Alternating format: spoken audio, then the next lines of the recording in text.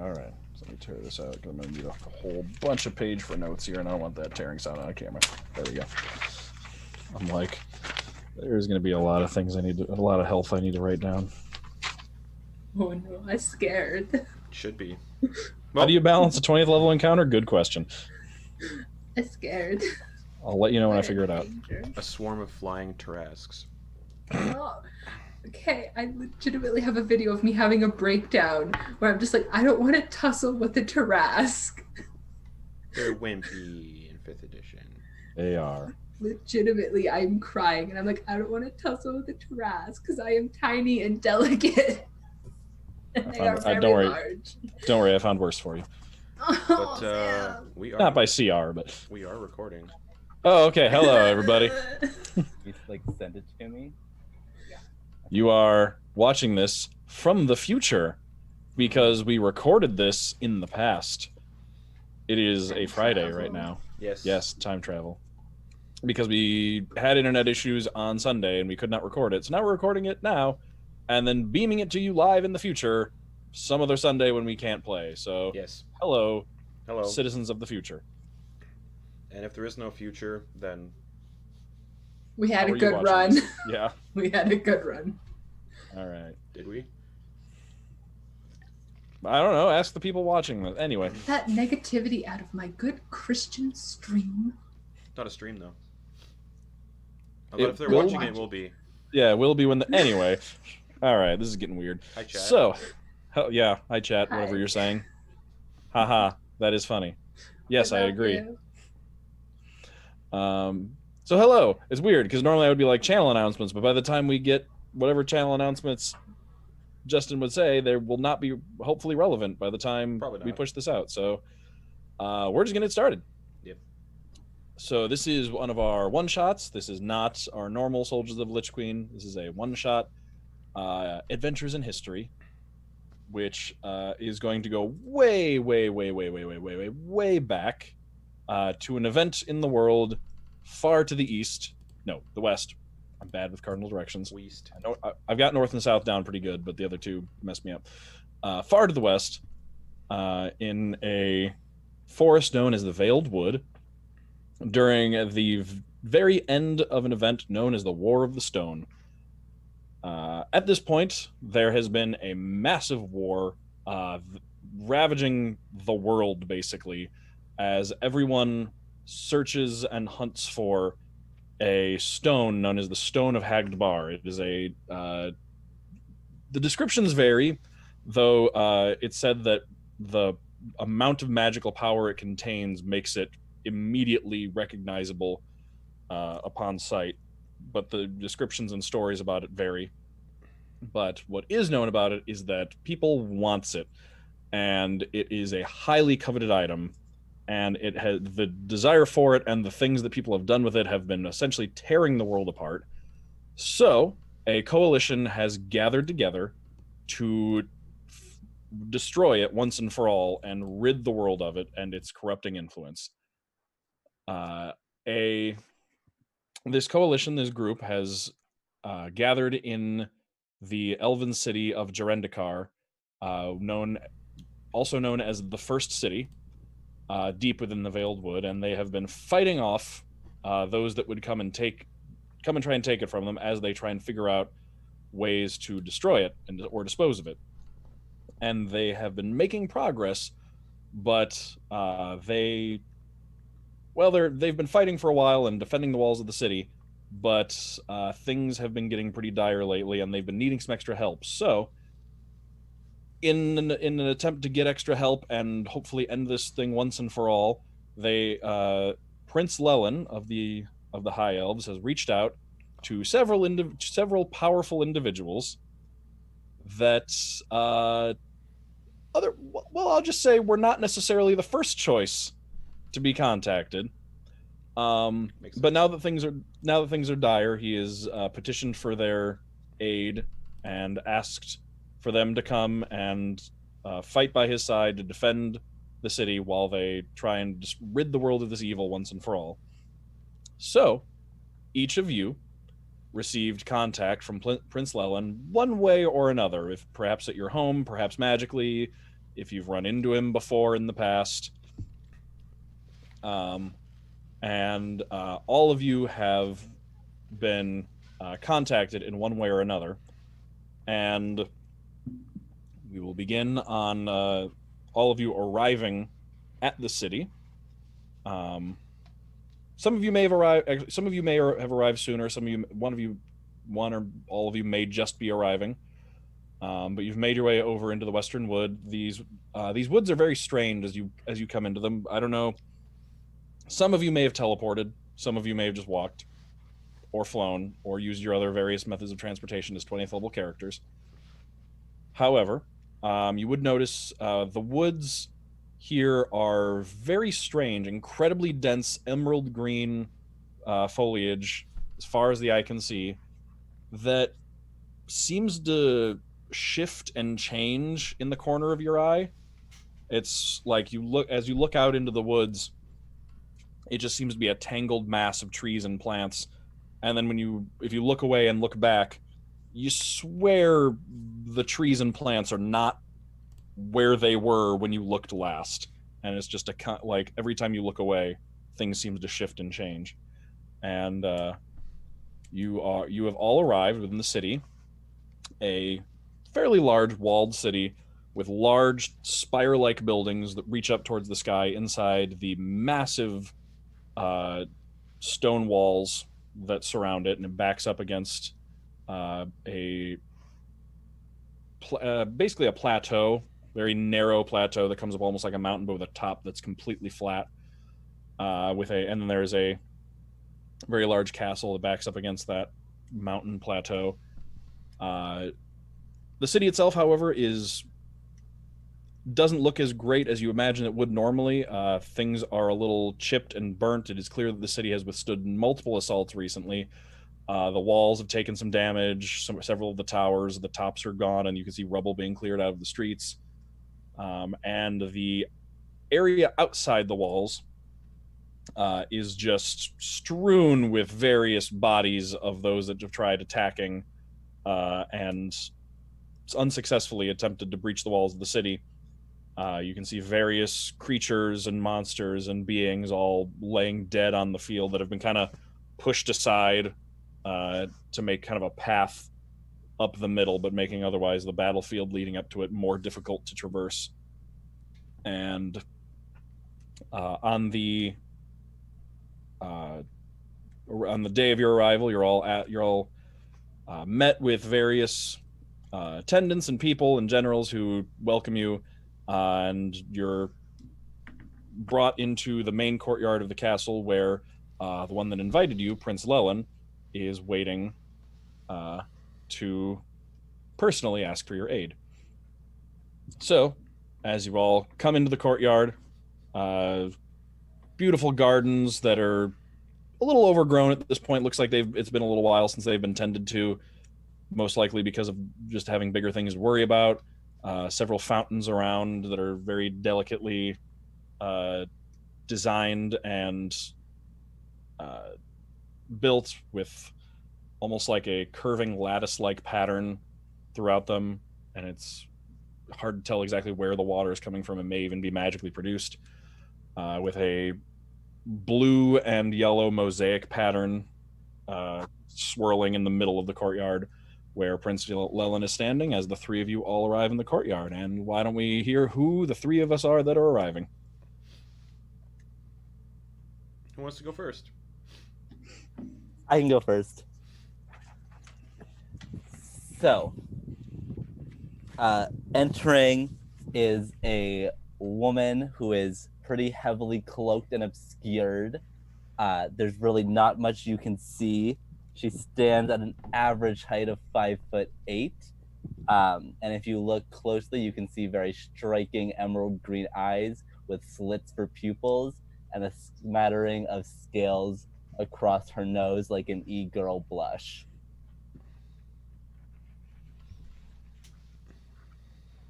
She is wearing all like really dark navies and blacks and just like kind of exudes an aura of evil. She also has two spectral bat wings. on her back. Icon. She's kind of a bad bitch. All right. I'll go next. You see an albino turtle that wears the desiccated and rotting flesh of a black dragon, kind of fashioned into like a hooded cloak. But currently the hood is down. And he has pierced himself all over with the dragon's claws and fangs. Two of the largest fangs have been implanted onto the top of his skull as makeshift horns. He also has implanted some of the fangs into his knuckles that aid him in his unarmed strike. So basically just big ol' fangs on his knuckles. His shell is also covered in dozens upon dozens of iron barbs. His pale skin is tattooed in Draconic, and those that can understand Draconic can make out the names of individuals tattooed across his body. And his left eye has been torn out and replaced with an eye wreathed in green ethereal flames.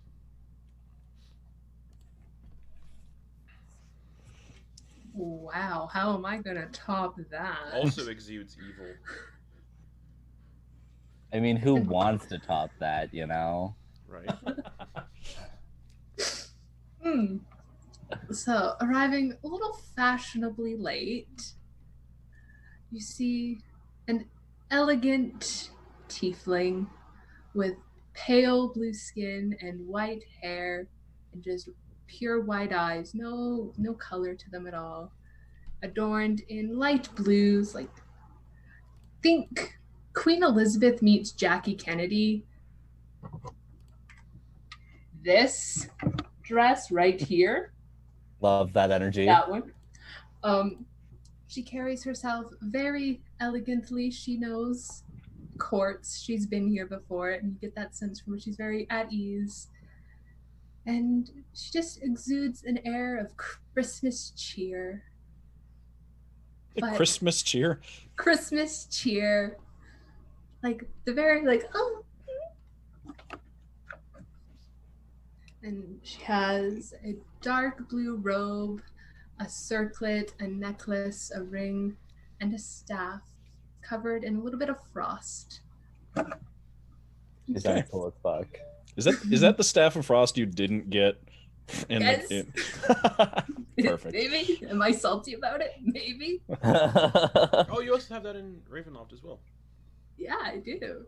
Is that the one that Ogden has in? Yes, beneath the top. Huh. Rewrite three staves of It's frost. passed Okay. down. It's a common trait. There we go. Okay. So standing in the center of the courtyard, just with a air of calm but general kind of tired look to him, you see Prince Lelin, the one that invited you all here, is wearing armor that was once probably gleaming and polished, but is now battered and scratched. Set of full plate armor, but you can see that it does have around the edge of all of the plates intricate rune work laid into it. That one of you may be familiar with what that armor does, and may have seen it in action before. But he's standing in the middle of the courtyard with a just kind of like a calm smile on, like he's happy to see all of you. He has a fairly long face with blonde hair pulled back into a fairly, relatively neat ponytail in the back. Kind of gives the impression of an elven Prince Charming type thing. Like is just the picture of princely hero-ness. Yes. And drastically stands out against the people walking into the courtyard along with him. He also is leaning on a staff as well, is kind of at his side, that is also kind of worked in with rune work and various stones and gems that seem to be like almost like molded into the material of the staff that works up it, and that just practically thrums with power. as you approach. And he has a shield on his back. Standing next to him is what looks to be another elf, much larger in stature, in blood red armor, with a great sword on his back. He has a very stern expression, more of a blocky kind of build, and a wide set jaw with a bristly chin strap beard, and is just kind of narrowed eyes looking at all of you. And you can see his right hand like wants to go up to the great sword on his back, but he's like it never makes it past shoulder height. But you can tell that he like doesn't know what to do with it, and that's definitely what he wants to be doing with it. But as you all approach, Prince Leland just gives you all a smile and says, "Thank you all so much for coming to aid us on this day. History will long remember the aid that you have provided us, and I am so grateful for your arrival." Of course. I'm glad to see you all found the city easily enough. Yidris, it is good to see you again. I'm definitely here, aren't I? Yes, you are, and I'm very, very appreciative of that.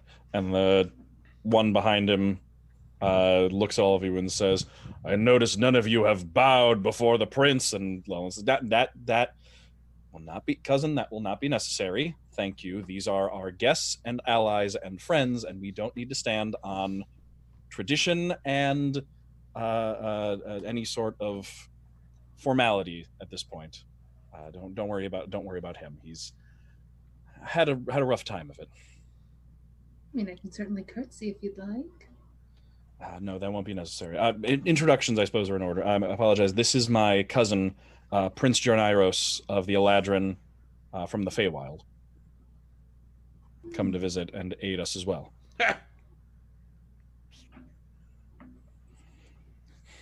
All right. I suppose you're all wondering why I've called you here. Well, as you may be aware, I think I mentioned in my correspondence with you that we have come close to finding a way to destroy the Stone of Hagdbar and end the blight that it has brought upon our world. We just need to hold off those that would try and take it for, well, a bit longer. And the dead are piling high, and we cannot heal or resurrect them fast enough. So I decided to reach out to the three of you and ask if you would aid us, and I'm so glad you came. The threat we're facing seems to be the source of the threat we're facing seems to be a lich by the name of Gelderak the Elder, who's gathered up a veritable army of all sorts of nightmarish creatures and has been assaulting our gates with them. He has not managed to breach the city yet, but given enough time, I'm afraid that he might. So I have called you here to, well, help defend the city.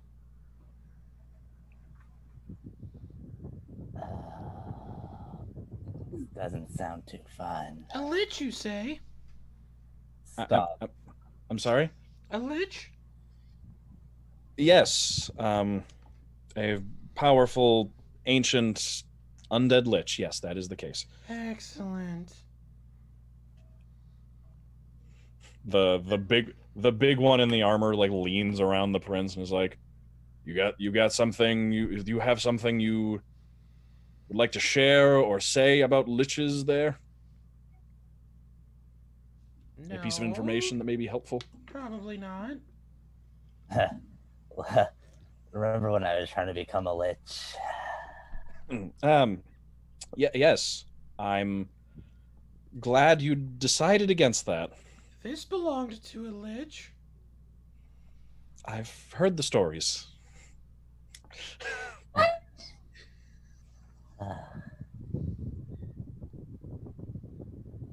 Oh, okay. It seems that Yidris, it seems your reputation hasn't reached the well, hasn't reached far enough for our other guests to have heard of you. That's pretty upsetting. No, I Spent don't think it is. so many years killing and pillaging. Same. I don't do that anymore. Of course. I do. Yes, well, while those kinds of things are not exactly something I endorse, a talent for killing would come greatly in handy for where we found ourselves, and will be honest. Well, and the Prince Jornairos behind him says, "Beggars can't be choosers." To sum it up, and he says, "I was going to say it a bit more tactfully than that, cousin, but more or less, Yes, cousin. you're not my cousin."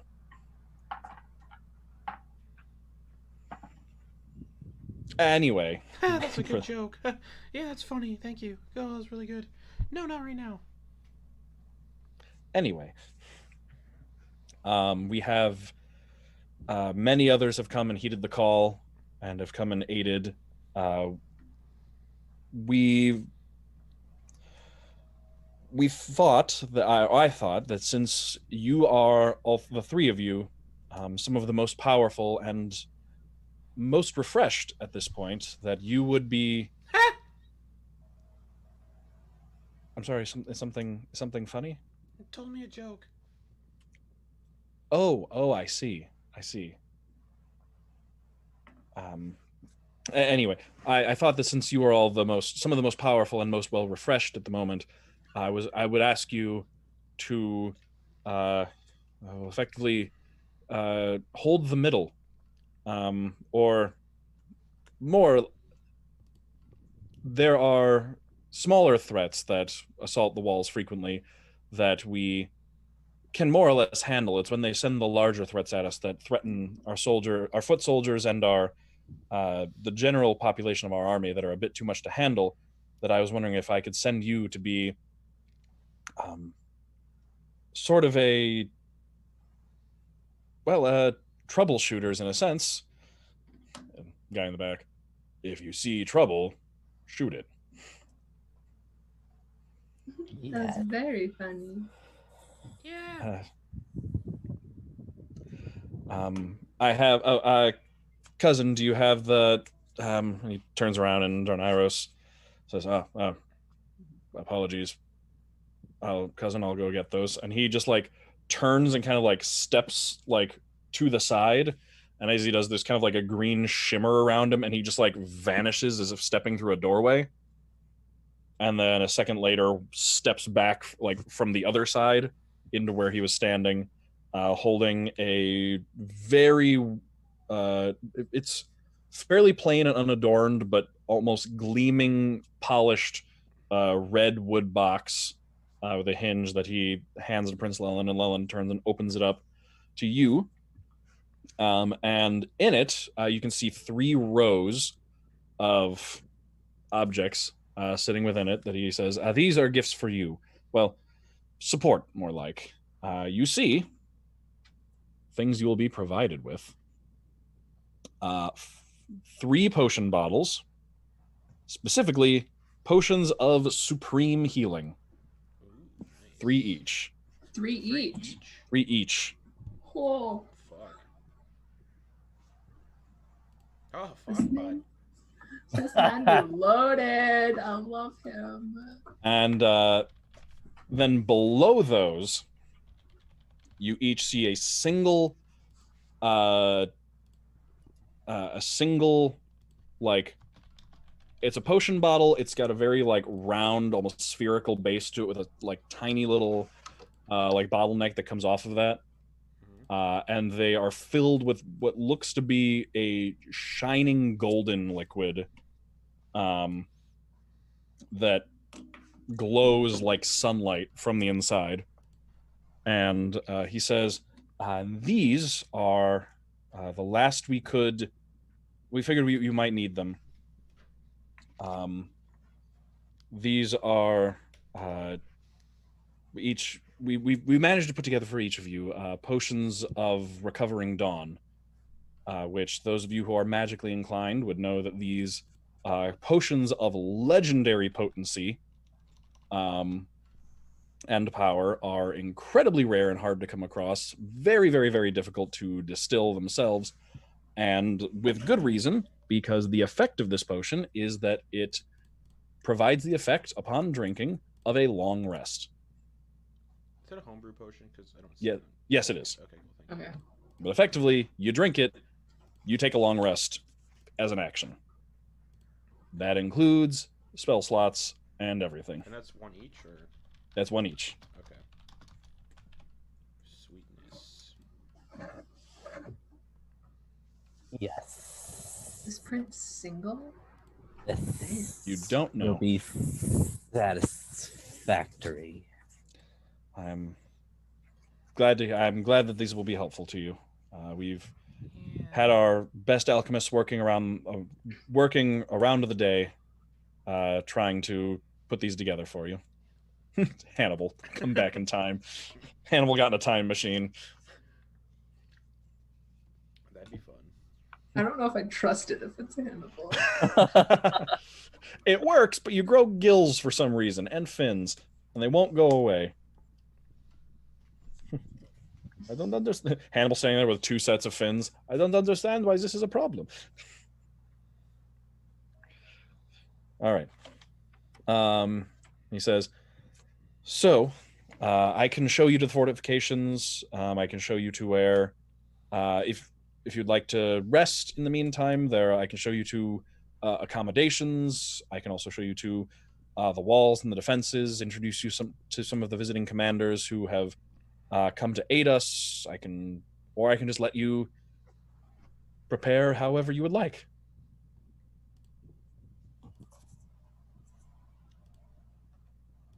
I don't know.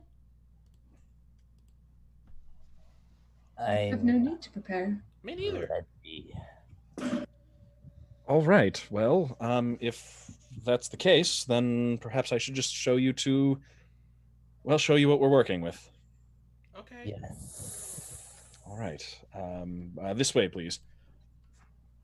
And he leads you out of the castle walls, out onto the street where a carriage is waiting. More like a wagon at this point. Wood is a little chipped. You can tell that it was a fairly fancy elven carriage, capable or suited for royalty, but it appears to have seen some combat. You can see arrow marks and chips and stuff.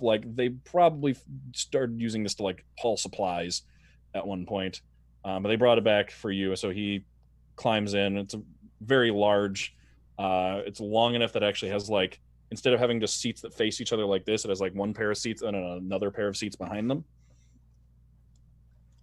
So he gets into the front and sits down, and then a elven soldier in pretty standard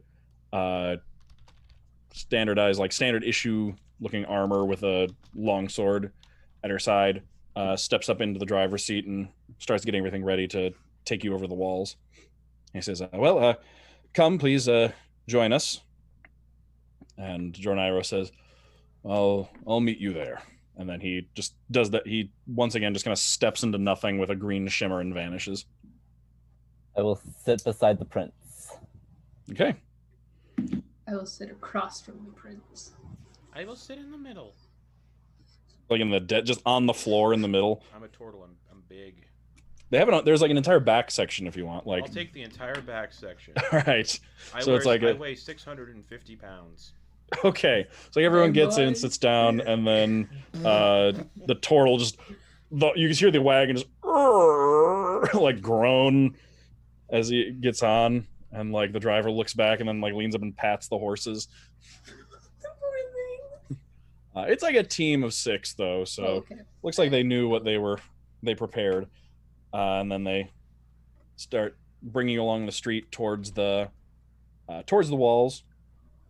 As you ride through the city, the prince looks around at all of you and especially turns to Yidris and says, "Again, I'm especially happy that you came. I'm very glad that you were that we overcame our differences and we were able to work together on this." Yes. Well, I do owe you my life, I suppose. I told you I never want you to think about it as a debt owed. I don't want to hold that I don't want to hold that against you or hold that above you in any way. You've always been too soft, Llewellyn. Well, I guess that's why I need the 3 of you here. Someone who's a little less soft. Yes. While we're riding in the wagon, I'm looking around because of my eye. I have true sight all the time. Do I see anything? Yeah, you would see actually something pretty interesting with this city as you're riding through it. I would say, are you trained in any of the like knowledge, religion, arcana, or history? No. Okay. Then, so what you see, you don't actually have a lot of context for what you're seeing with your true sight, but as you look, looking at the buildings, and especially the taller, more spire-like buildings, the buildings themselves, you can see like the sky and like the sky above them, and almost seems like the world and like the space around them kind of seems to bend and warp inward and swirl around them, and almost like the sky through true sight like funnels down towards them as well, creating these just columns of like swirling distortion around the whole city, like on all of these spire-like towers. Crazy. And yeah, and you also would, as you're looking around, you would pass by several like open areas as well, especially as you get closer to the walls, where you can see what looks like basically war camps set up inside the city, and you can see a variety of types of troops and armies that have gathered up inside the city. It's not just like, you can definitely see elven soldiers patrolling up and down the streets, all in very standardized seeming armor, but you also see, for example, a contingent of heavily armored dwarves set up an encampment. Like, there are several who are wearing their full armor, but others kind of have their armor off. Others cleaning, sharpening weapons, eating food, resting. You pass by an entire section of, or several sections of human armies, various flags that you would recognize as being representing the 3 main human kingdoms on this continent of Saros, Galden, and Farathan, that have arrived to provide aid, as well as a couple others. Some smaller groups that you don't necessarily recognize that look like they're not necessarily national representatives, but just smaller collectives and groups and guilds and organizations that have come to help. And it looks, as you look around, you can see like this is a like continent, if not world spanning effort to defend the city in what they're trying to do right now. There are a staggering number of different places and peoples represented here. And eventually you get up to the walls of the city, which are probably a good 60, 70 feet tall, depending on where you're at, and are just smooth, completely smooth stone in the places where they haven't been cracked by attacks. There's no seams or sign of like masonry or anything. It's just solid, flat stone. And it doesn't even look like, and some of you in your travels, you may have come across things like other things resembling this. There are more primitive versions of like concrete or asphalt that is, the idea of pulverizing stone into a powder and then wetting it and then leaving it to set, and it leaves a smooth surface like this. But looking at the stonework of this, it doesn't even look like that. It legitimately looks like almost hewn stone, like these, pretty much like these walls were. The best we can describe it is like these walls look like they're natural stone that is just happens to be in this shape, but it is a very man-made looking shape.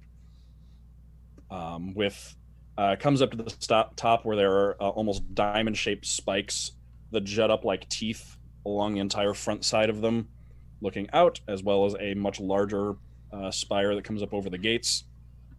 And as you disembark, Llewellyn gestures to a set of stairs and says, just up here, you can get a sort of lay of the land. Okay. And then he leads you up the stairs, up on top of the walls. Can I just run up the wall to get there quicker? What's your speed? It is 70. Yeah, you in one movement. So y'all get off the wagon, and this massive turtle, pushes himself off the wagon, gets onto the ground, and then in just a sudden burst of speed that like leaves a gust of wind behind him, Definitely you just Naruto see him running. practically just over to the wall, and then Naruto runs just straight up the wall, bottom to top in a blink of an eye, and then he's just up there. Interesting. And then I'll fly up. Just- I will walk with the prince. okay. Well, I suppose, as the two of you walk up, it's not a long walk, but it takes a little bit longer on the stairs. Says, I suppose people who are capable of surmounting our walls without the aid of stairs is encouraging. Certainly, but a little rude. Yes, I can also appreciate one who holds some things in reserve before a big battle. Of course, wouldn't want to tire myself out. I appreciate that. I can do this all day. Just leaning over the edge of the wall. I can go faster if I want to. I've heard the stories, and I have no doubt we'll see a testament to your speed on the battlefield.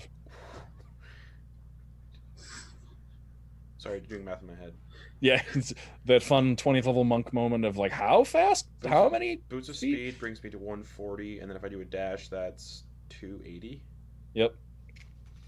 Not to mention if someone casts haste on you and then double all that again. The Flash. 20th level monks with boots of speed and haste. It's like you can't see them. They just move fast. You just cannot see them. And 600 pounds of that. You could rock somebody's ship. Yeah, like, do you even actually need to, like, punch anybody at that point? Yeah, like, do punch and kick or your unarmed strikes, just you running at people, turning around, just slamming your shell into them, yeah. Jumping into my shell and just launching myself at people. Yeah. Oh, man.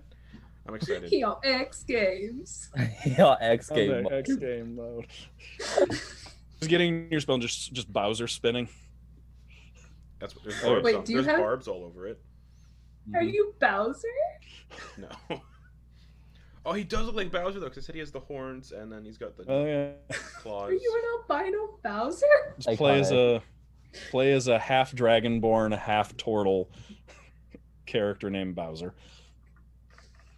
With the noble background. Okay. All right, you arrive up the top of the wall, and you can see, kind of like looking back, you can see laid out behind you all of those armies and groups gathered around that you saw on the way up or the way in. Up at the top of the wall, it's a much more sparsely populated. Good number of soldiers around from a variety of locations, not just elves, patrolling up and down, keeping watch, keeping an eye on things. There is also some masons doing their best to patch up like chunks of wall that are missing further down. You can see that for the much larger ones, they appear to have spellcasters casting what all of you 20th level characters would be able to easily identify as stone shape, to just work stone back into and like heal up larger breaches in the wall. But for smaller chips and things that look like they're just a little bit of a compromise of structural integrity, they're just actually applying just regular mundane masonry to it because they don't have the manpower to fix it up entirely in time. And yeah, and then looking out, you can see that there's a cleared out section of plains in front of the castle that goes for maybe a quarter of a mile before it hits forest again. Off to your right is a sizable lake that comes up against the plains, but is otherwise bordered by woods all the way around it. And then you have the city backed up against the mountain behind you. And he says, well, this is what we're working with. Oh, and of course, the plains are just, as you arrived in the city, as they were when you arrived in the city, littered with corpses of just a variety of just open a page in the monster manual. Nice. It's probably out there. Delicious. Good fertilizer.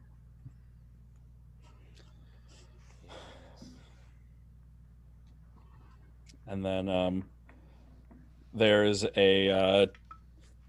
as you come up to the top of the wall, you see Droniros, the red-armored Eladrin from earlier, speaking to a gnome, who's looks to be it's fairly young for a gnome. Definitely in adulthood, but like a gnome equivalent of like early to mid 20s. And he's leaning up against a staff talking to Droniros, and they both turn as you arrive up, and he says, oh, so these must be the heroes I heard about? Yep. Is that what we're calling them? Yes, they are here to help us. And actually, I apologize greatly. I feel so rude. I didn't do introductions. Would you all like to introduce yourselves, or would you like me to introduce all of you? I can do that however you like it. I apologize. I'm Merc. Right. Pleasure to meet you. You forgot the Corrupted. Oh yeah, I'm Merc the Corrupted. Interesting.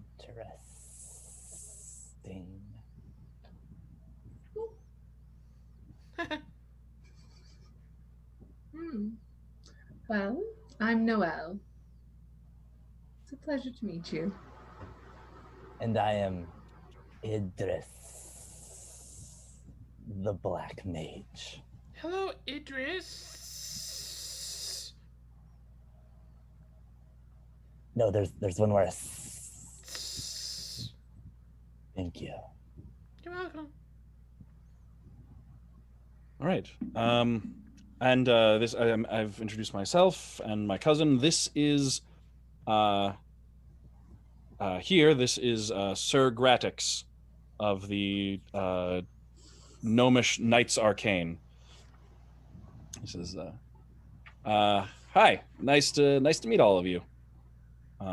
He's wearing a long blue coat with like a leather rain mantle around the outside, as well as leaning on a staff. And some of you may be aware that the Knights Arcane are an organization found in Gnomish territory that focus on protecting and maintaining planar barrier integrity. So keeping the planes separate is basically their focus. And Leland says, this Sir Gratix has recently been named the gatekeeper of the Knights Arcane, and will be providing us with transportation around the battlefield to make sure that we get where we're most needed. And I say we because I'm going to be joining you. Oh. I'm not terribly proficient in, well, the sort of things you all are, but I'm quite an accomplished healer, and I will do my best to keep you on your feet as you defend the city. I'm an accomplished killer. And that's why we Yes. called for you. All right. Based on our estimates, it shouldn't be long until the next attack. We've had a little bit of time while they regroup to catch our breath and regroup a little bit ourselves, but no doubt the largest push of all will be coming shortly. So, if there's anything you wish to look at, see before we begin, otherwise, it's only a matter of time. No. All right. Let's go. All right. So, the Jornairos says, I'll get back. I'll coordinate the other troops and let you know if there's anything that needs doing." And he steps into nothingness again. The gnome kind of looks at all of you, just goes, so this is fun, right? Yes. Certainly.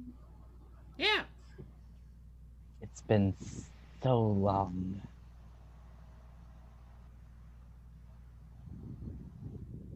Since Since I could really let my destructive powers out. Oh, well, I can speak all languages That's very helpful. and understand all languages.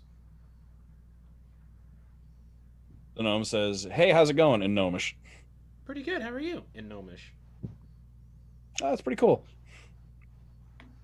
Because of monk shit. Yep. Yeah, I love Tongue of the Sun and Moon. Mm-hmm. Which, if I remember correctly, is it you speak and understand all languages, or is it like when you speak, everyone understands what you're saying, no matter the language you're speaking? You understand all spoken languages, and any creature that can understand a language can understand what you say. So yeah. Yeah. So it's like you speak a language, Just and they're like, gibberish. yeah, there's like gibberish, and they're like, you're like, I don't understand. I don't. What? Yes, I do. What? Oh yeah. It's so much fun. Okay. So there's just kind of a bit of awkward waiting around for a bit, standing on the walls. Prince Leland tries to make small talk and pass the time, but it, I'm Kinda just- engaged fully in this small talk. okay. He seems very appreciative of that. And then eventually you hear the sounds of distant war horns on the Here we go. horizon. And he says, "All right, get ready, everyone." You hear shouting and bells ringing inside the city as troops come out and begin filtering up onto the walls and preparing. Archers getting, people making sure that there are quivers full of arrows ready and archers. And at a distance, you can see at the tree line, you can see just thousands of shapes pushing, Excellent. marching out into the plains, and beginning to make their way along. It appears that from this initial push, as you glance out and look down, you can see what appears to be thousands upon thousands of kobolds Oh. just marching forward. Very, very basic implements, Babies. I'm so basic excited. weapons. And yeah, they begin marching forward, and Leland says, "All right, I believe our archers and our soldiers can handle this threat, but if there's anything you'd like to do to lighten the load for them, perhaps warm up a bit." Yeah. Well, I won't turn down any aid. How far away are they? They're like, they start about a quarter mile out, but they gradually begin approaching. So they're making their way towards the walls. Okay.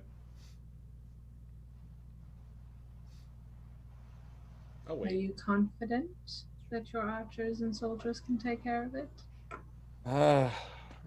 Fairly, yes, but mostly that I think that they're the least of our worries. We can handle them. I'm gonna cast lightning bolt when they're close enough. Okay. I'm gonna walk off the wall, just drop off the wall in the direction they're coming, and then Okay. use my reaction for slow fall, so I don't take any bludgeoning damage. Okay. So yeah, they start getting closer. They're like maybe they get to be like 100 feet out, 40 or 60 feet out, 40 feet out, 30 feet out, and Merc just steps off the wall. I imagine it's like just sticks a hand in the wall and just leaves like not even, claw not marks. even, just a straight step off. I mean for the slow fall because you need a Oh, that's right. So surface. yeah. Yeah. So just steps off and then just sticks a hand back and just digs a gouge into the wall, running down. That's rude. The Masons have to fix that. And then you just lets off a lightning bolt. 3rd level, I'm assuming. Yeah. All right. So Pew, pew. you do that. You can do that from the top of the wall. I'm just gonna see just generally how do they do. What's your spell save DC? 19. Okay. Some of them manage to leap out of the way as Yidris casts an incantation that looks like she can cast in her sleep, and then just there's just flash of blue. What color lightning would you say Yidris blasts down at these kobolds? It's definitely like black, like Okay. completely devoid of any kind. Like it seems to like kind of suck light into it. Okay. It almost seems to like grow Vanta darker. black. Yeah. Like seems to grow darker. Like the sun is a little dimmer as just this black crackling lightning shoots down from the top of the wall and just digs a furrow, just like blasts in a line up through and just like kicks up clods of dirt and sends kobolds just flying up into the air. I will say go ahead and roll damage just to check that against the HP of a kobold. Okay. Just in case. By that I mean let's see how dead they are. Let's see. I don't have that many D6s on me, but that's okay.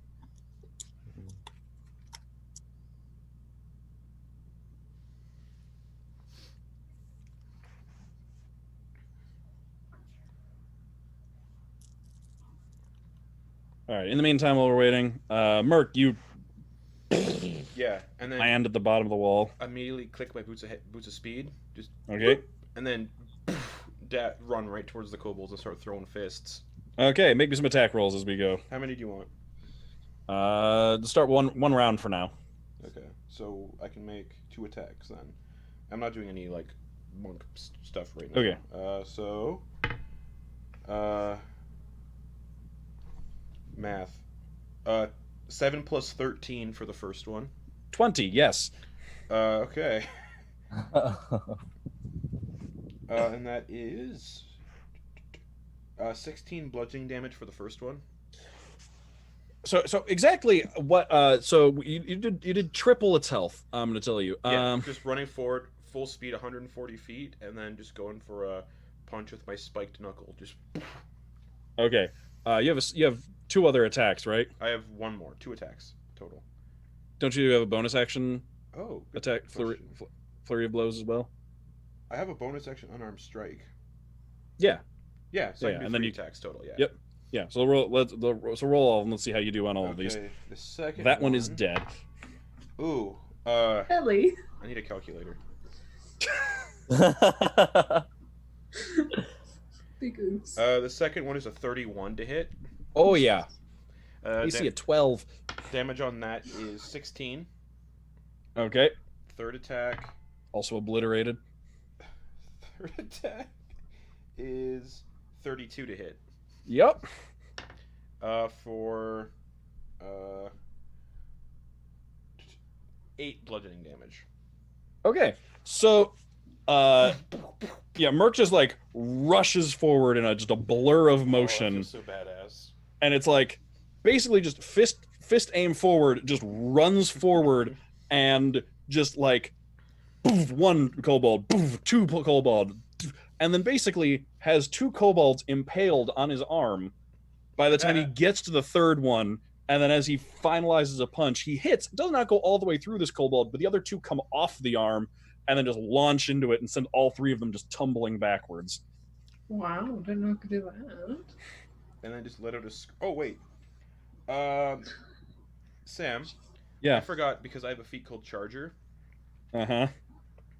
I can get a +5 to the attack roll, so that that attack roll would have been a Was it 37?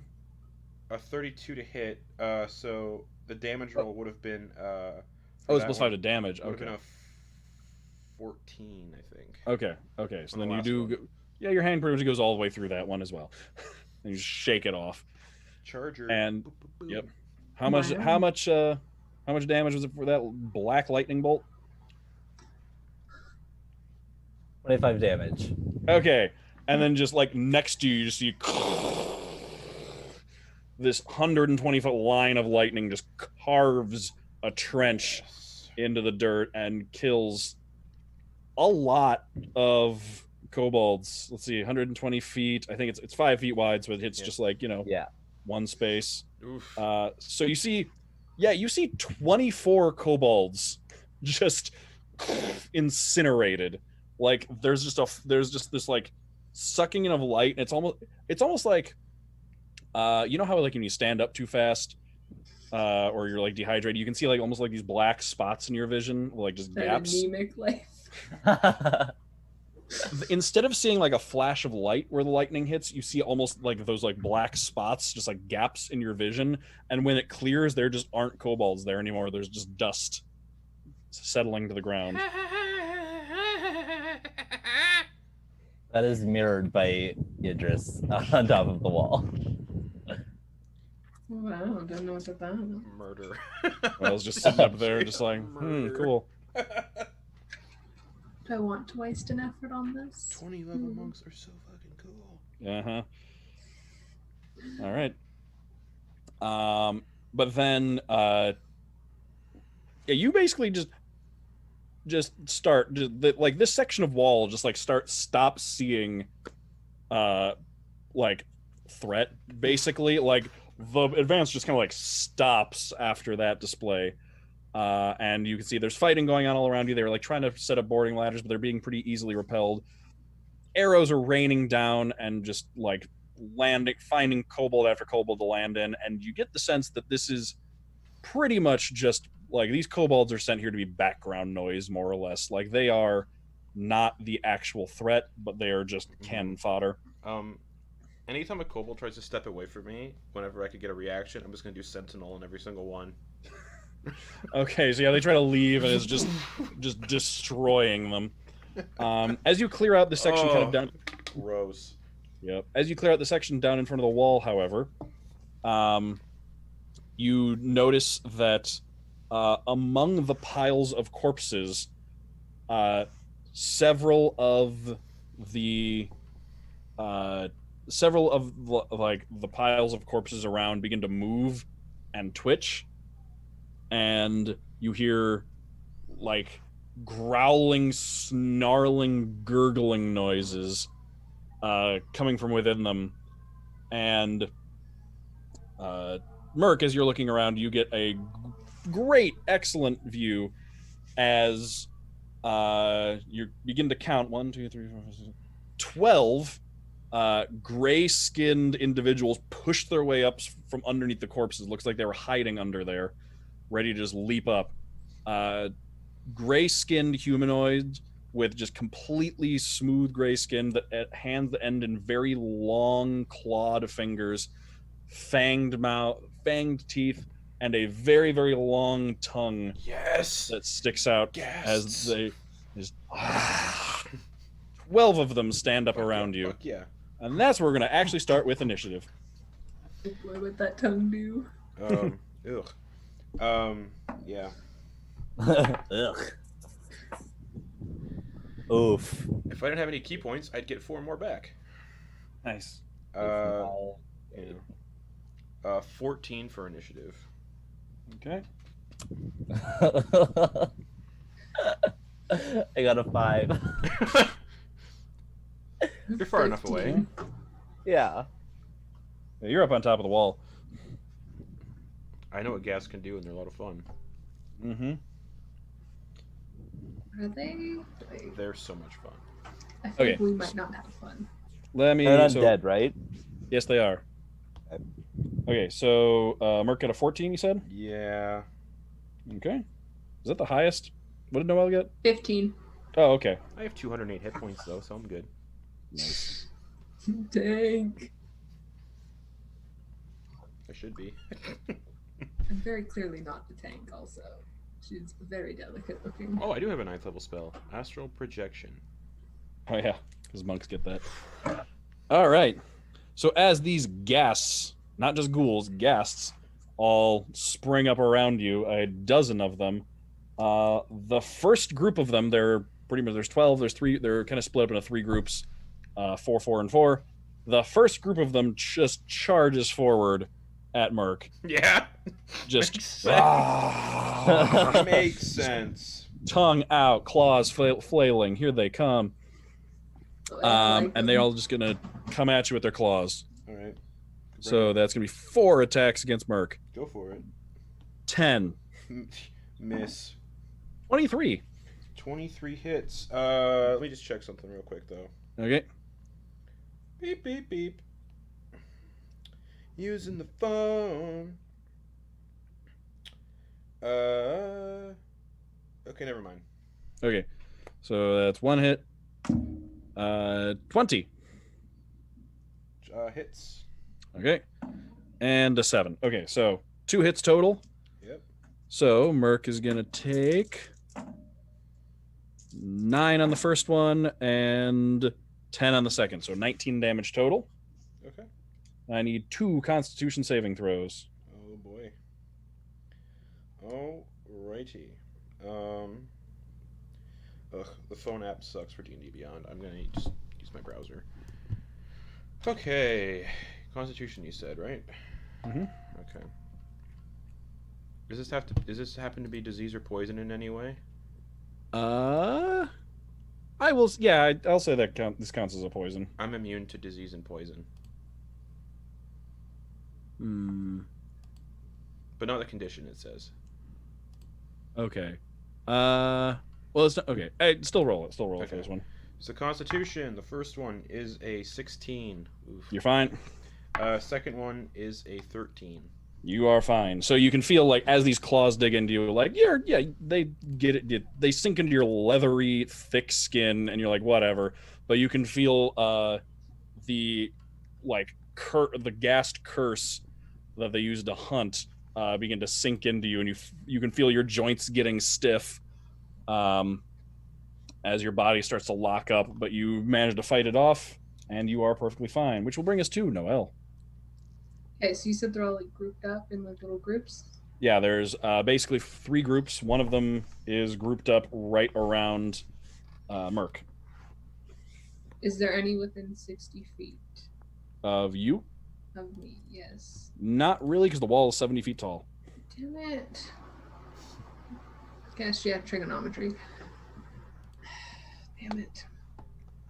No. Quick maths. Quick math. What can I say? I know trigonometry. At 70 feet. Well, I have like no spells. Tight. So do you just you have no spells? You're a 20th level druid. 60-foot in range. Nice. Oh. Yeah, 60-foot range. Noelle is going to turn into a raven with wild shape Okay. and then fly down, Okay. staying above their reach, Okay. but flying down. And I believe that is my action to wild shape. Mm-hmm. Yes. And I don't have any bonus actions I want to use yet, so she's just gonna lie in wait. Just kind of swoop down and start circling as a raven. Okay. Yeah. Merc, that brings us to you. Cool. Unarmed strike on one of the first ones that hit me. All right. I should probably keep my calculator out. 20th level D&D. I should probably keep my calculator out. 25 on the first hit. Yes. Just Yeah, like it claws at you and you just like a truck. Only 8 bludgeoning damage. Okay, all right. So I'm gonna punch that one again, I imagine. Yep. You smack it in the face. You can see its jaw dislocate, but then just clicks back up into place. 26 to hit. Oh yeah. For 17 bludgeoning damage. Ouch. Oh. You said you're not immune to the poisoned condition, right? It just says immune to poison damage. Okay. And I'm gonna need you to make. Yes. Okay. I need you to make me one Constitution saving throw at the beginning of your turn. 27. Okay. These things smell awful. Oh yeah. But you're like, whatever. I'm wearing things that smell worse. You are immune. Just, all right. Yeah, it's 2 hits on that one. How's that one looking? That one is not looking great. Like you like dislocate its jaw once, and it like clicks it back into place. You hit it again, and you can see like every time its mouth moves now, it kind of like jerks to one side, and like is kind of hanging weird, and like some like dark blackish red blood, like congealed blood, is like just ripping out the corner of its mouth. Nice. I will bonus action spend a key point and do flurry of blows to do 2 more unarmed strikes. Okay, give me the third one. Yeah, on the same one I think. Okay. 25 to hit. Oh yeah. 16 bludgeoning damage. So you just bam, 1 in the face, bam, 2 in the face, and then bam, just bring this one up like into its rib cage. You can just hear a sickening crunch as its whole chest cavity just implodes, like with an uppercut upwards, dents in, and then it just belly flops into the grass, does not move. And you have 1 attack left. And because I'm Wave the Long Death, I get 21 temporary hit points if something gets reduced to 0 hit points within 5 feet of me. Nice. So 21 temp HP. Let's go. All right. And then I'll do my last unarmed strike to another one of these ghouls. I'll just like spin and slam my barbed shell into it. Okay. Bowser spin. Yeah. 24 to hit. Oh yes. I'm not gonna be saying you miss very often this in the whole thing. No wonder everyone plays monks. 14 bludgeoning damage from my shell. Just Yep. All right. Yeah, you just like slam back. It's like your shell, like the barbs like hit into its front. And you just rotate, and they just like shred its entire front, and just bleeding head to toe. It's still up, but that hurt. And yeah, I ended my turn right there. Okay. I'm not scared. There's gonna be 4 more coming at Merc to attack. Just bang. Only one there. So another group of 4 come up. Though they can come up. You've basically got like all. If we're thinking about this on a grid system, all 8 squares around Merc are filled with gas. Woo! 11. Does not hit. Just 10. Nope. 11. Wow. 17. 17 just hits. Okay, so you're like dodging around. You keep like just directing your shell into them, and you just scrape off your shell uselessly. But then like you turn to block one, another one comes at you from the front and manages to slash upward at you, and you take 9 points of slashing damage and another Constitution saving throw, please. Yeah. 19. You're good. 10 plus 9. Okay. So in other words, you need to nat 1 in order to fail the saving throw. And monks at a certain point proficient in all saving throws. Yeah. Yep. So good. All right, bringing us to Yidris. Great. I am going to bonus action cast lightning bolt again with a quicken spell. Okay. Just to like take out as many as I can in a line. Okay. So you've got 8 of them surrounding Merc, and then you've got one group that hasn't gone yet, kind of standing in just like a loose cluster off to one side. So the most you could probably get in a line would probably be like 3 of them on like one side that's surrounding Merc. Yeah, I'm good with that.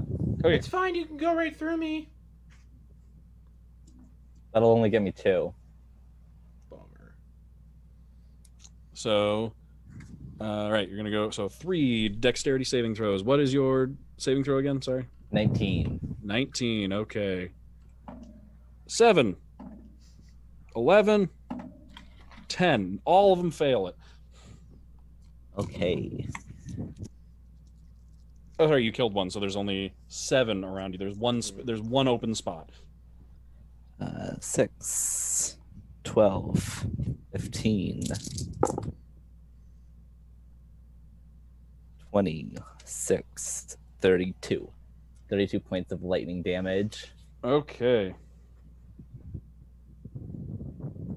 So, Mark, the one you just punched, or the one you just shredded with your shell, you turn back to look at it, see it shredded, and then it's another line of black lightning just carves through the ground. That one just gets dusted. Nice. And the two standing on the other side of it are still standing. It's like just charred and smoking, and their skin has just been blackened by heat and is cracked and blistered and bleeding. They look terrible. I'd like to firebolt one of them as my action now, please. Okay, roll it.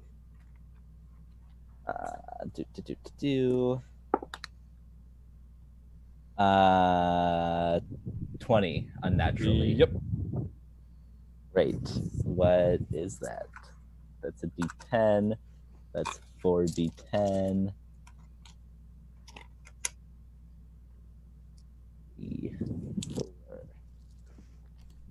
Great. 10, 15, 21 points of fire damage. Okay, yeah, that one. So you see just this lightning bolt just carve through them, and then one of them's dust, and then the other two are just staying there, kind of twitching in pain, and you just hear as just a streak of black flame. No, it's like Azula blue. Oh, okay, so bright blue fire just streaks out of the sky and just slams into this thing and just knocks it to the ground, where then its body bursts into normal orange flames. Heck yeah. Because their skin is like wax paper. And 3 are down. Bringing us to the last group, which still only has 1 target, and there are now open spaces around Merc, so they come crawling up and swinging at you for another group of attacks. 14. Miss. 14. Miss. 9. 24. That hits. Bet you guys wish I rolled like this on Sundays. Yes, I actually do. 8 points of slashing damage and a Constitution saving throw. Alrighty. Still have 10 Let me HP. Let me know if you nat one. Dirty 20. You're fine. You've got a lot of paralytic something in your body, and you just don't care. I got a backup plan. I got a backup plan just in case I roll nat 1 on those. Okay. Diamond Soul. Boom. Oh, baby. Oh, yeah. All right.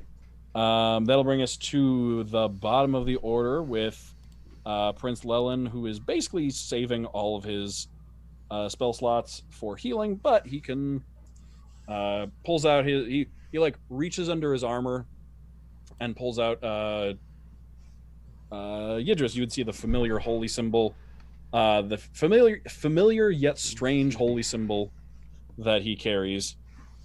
It may have come up before in your times with Lelin adventuring against you, of what it is, because it's a holy symbol you don't recognize.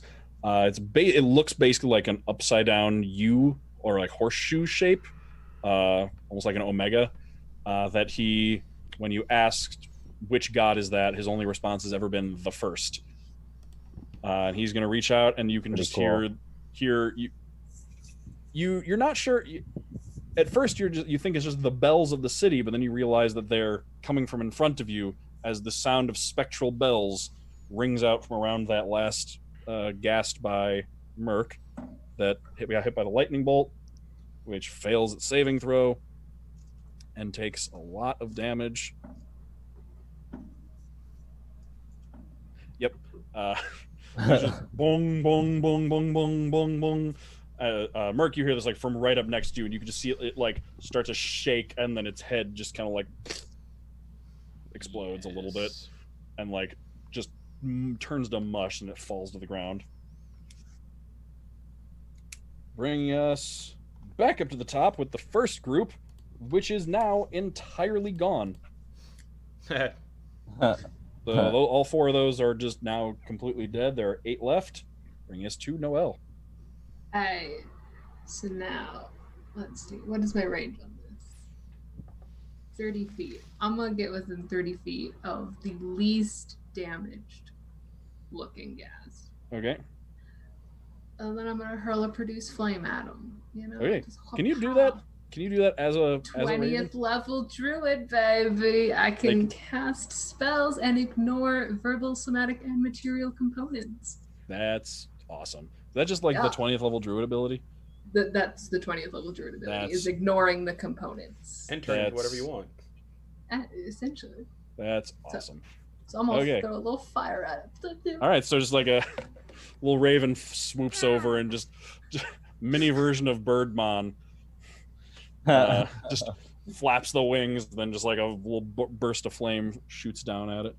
First of all, you're thinking of Birdramon. Birdramon, I apologize. Put some respect on her name. I apologize. You are correct. 17 to hit. Yes, that does hit. Champions. 4. Welcome to Mimics Monstrosities, where we talk about Digimon all the time. And I don't get it. I hate it. Watch Digimon! No. 21 damage. Okay. Yeah, so you just swoop over and just release a burst of flame onto this one. I said 21? Yeah. Which, just rains down onto it and just like a strikes it, and it looks like that definitely hurt. Cool. And I'm gonna be like above their reach so that they can't come back at me. Okay. That'll bring us back to Merc. Merc. I'm gonna merc some folks. Not when you named him that. More unarmed strikes. That joke. How many are around me still? There are 8 still around you. Basically, all of them have now gathered up around you. Nice. I'm gonna unarmed strike. Yeah. Let's go. Okay. Dirty 20 to hit. Yep. I'm gonna hit the one that I hit before, or whichever one looks the worst. Any of the ones you hit have been obliterated by lightning so fresh or. One. But there's one that just got hit by produce flame. All right, I'll hit that one. 14 bludgeoning damage.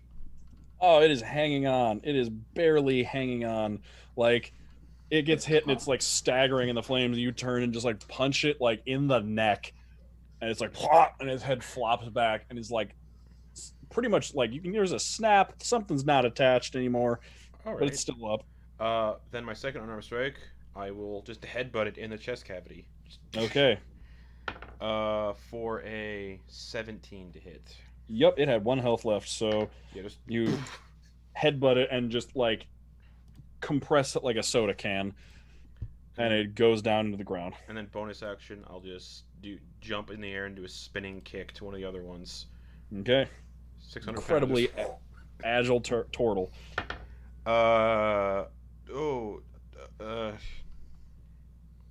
Math. 32 to hit.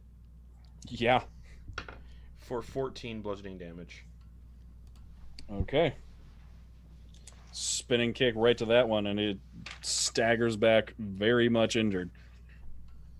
And yeah, that's my turn. Okay. That'll bring us to that first group where there's now only 3 left. So they're still just clawing at you because like they see the bird, they just can't get to it. Did I need to make that save at the start of my turn again? No, because you've made it once already. Oh, that's right. You're immune to it for 24 hours. Yep. That's right. All right.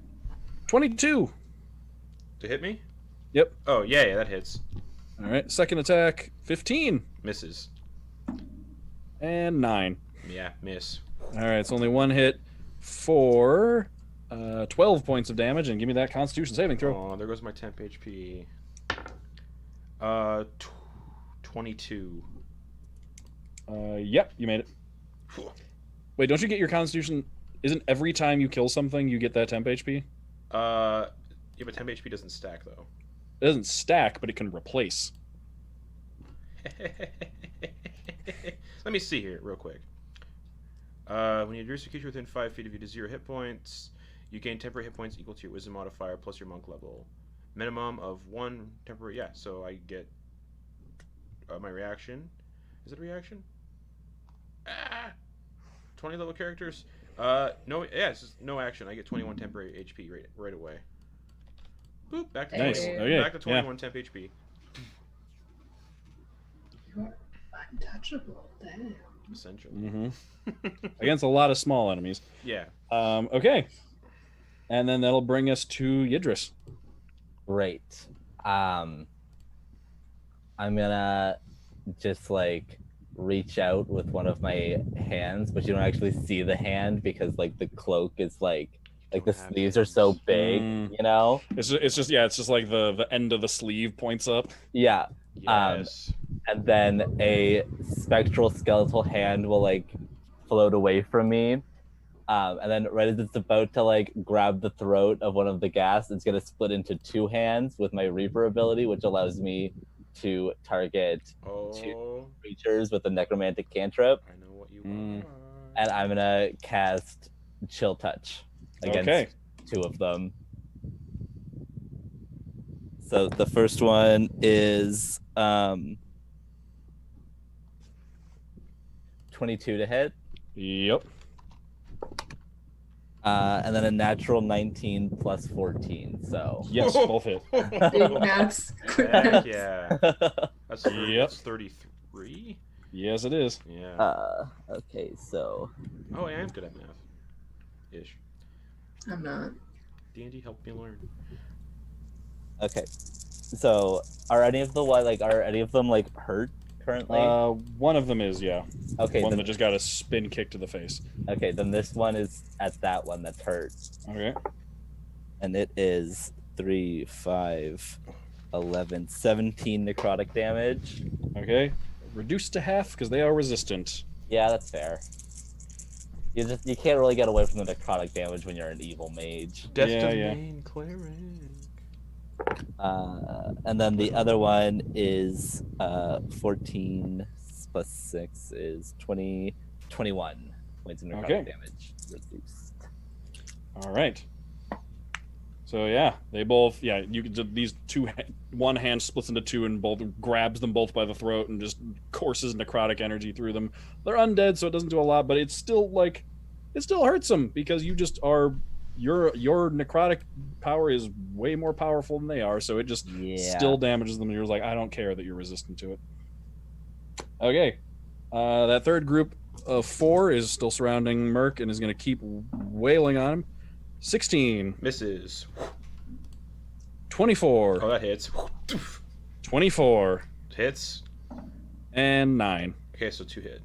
2 hits. Why don't you roll me those 2 con saves while I give you the damage. 22 and 18. Both make it, and you take total 18 points of slashing damage. Still got my temp HP. Mm-hmm.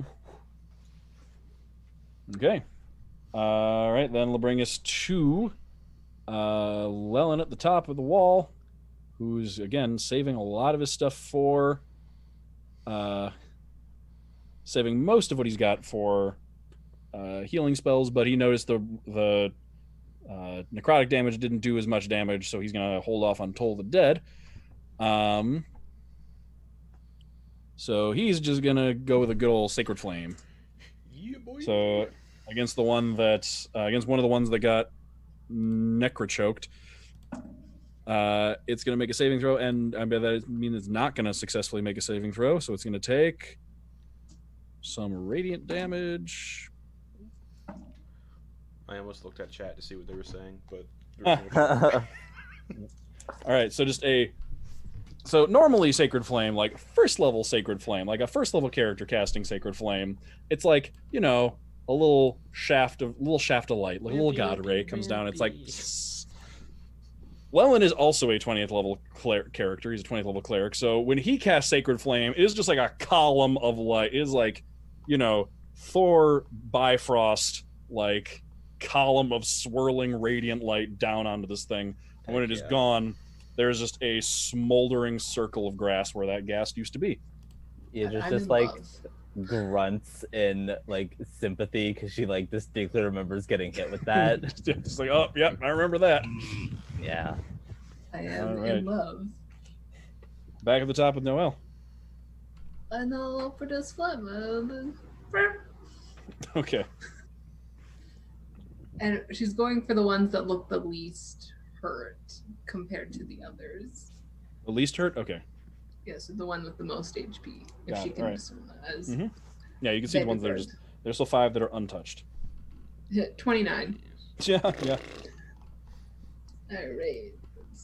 Some damage in here. That was 20 damage. 20 fire damage. Okay.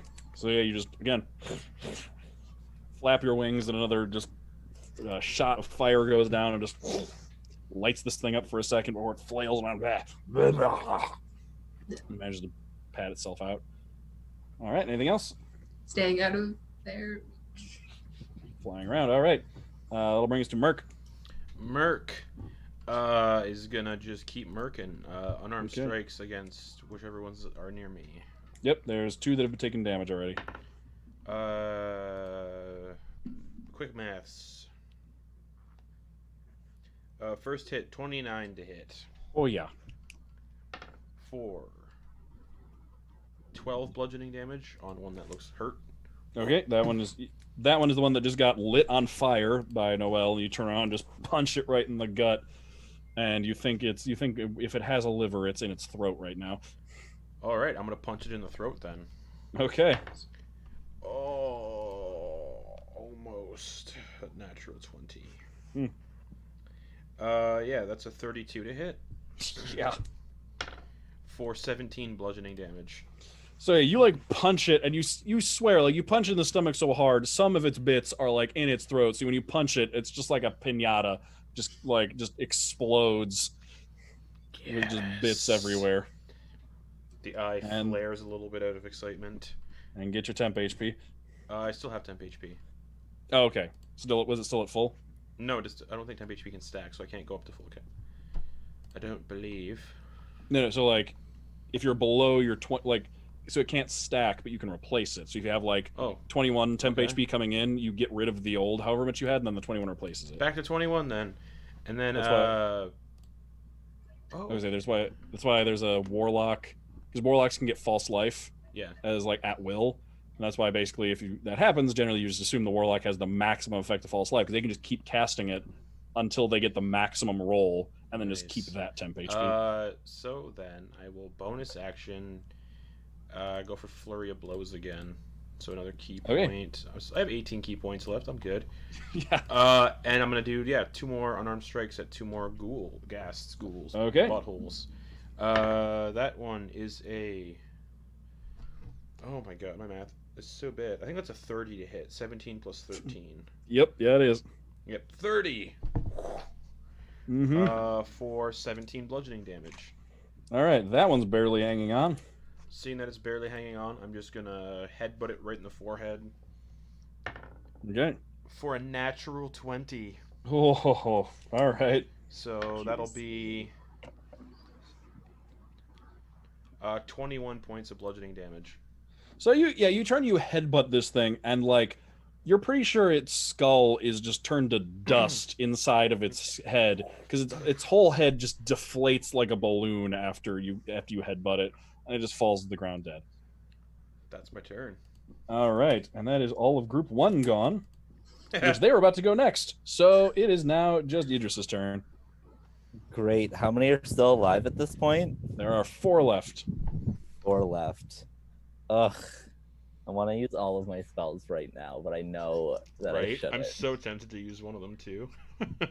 Remember, you do have the you got other stuff coming up, but Well, if I use mine won't recharge from the potion because it's a charge.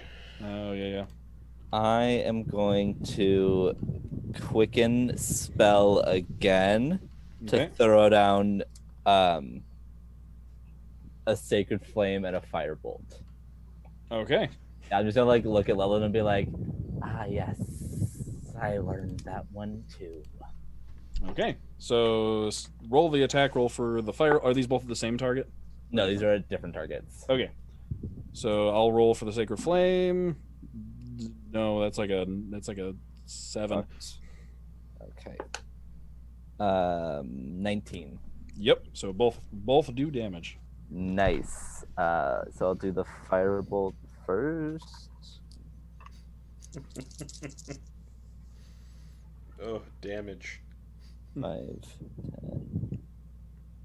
19 points of fire damage Okay.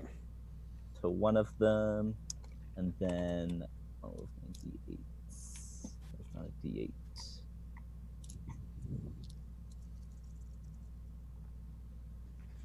8.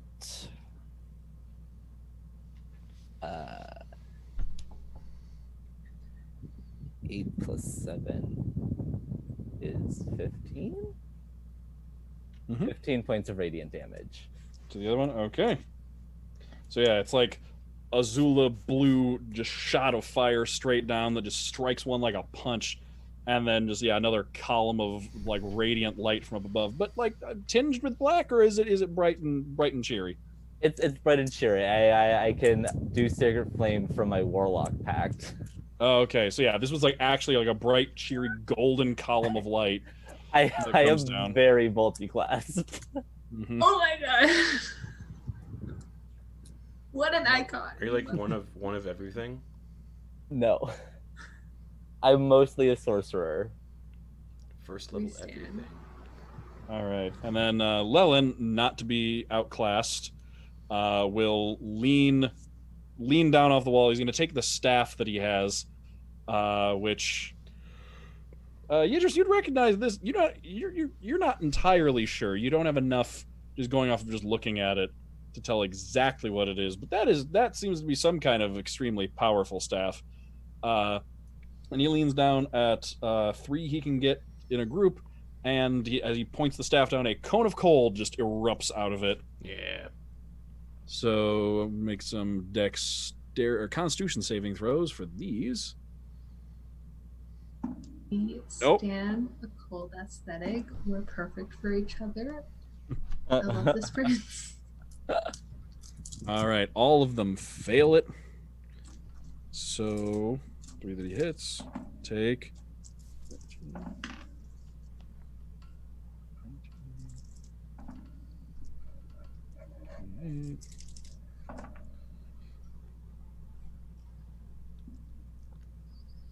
all right, they all take 43 points of cold damage. Oof. So just a winter's gale comes down and just cuts straight down, accurate enough that Merc, as you're standing there, you can feel just like the cold breeze come off of it, but it's not enough to hurt, as it freezes 3 of them solid, Nice. leaving just one standing next to you still. Its turn. It is a mindless, hungry ghast, so it just it's gonna come at you with the 1 claw attack. Go for it. Oh no. That's a natural 1. Ugh.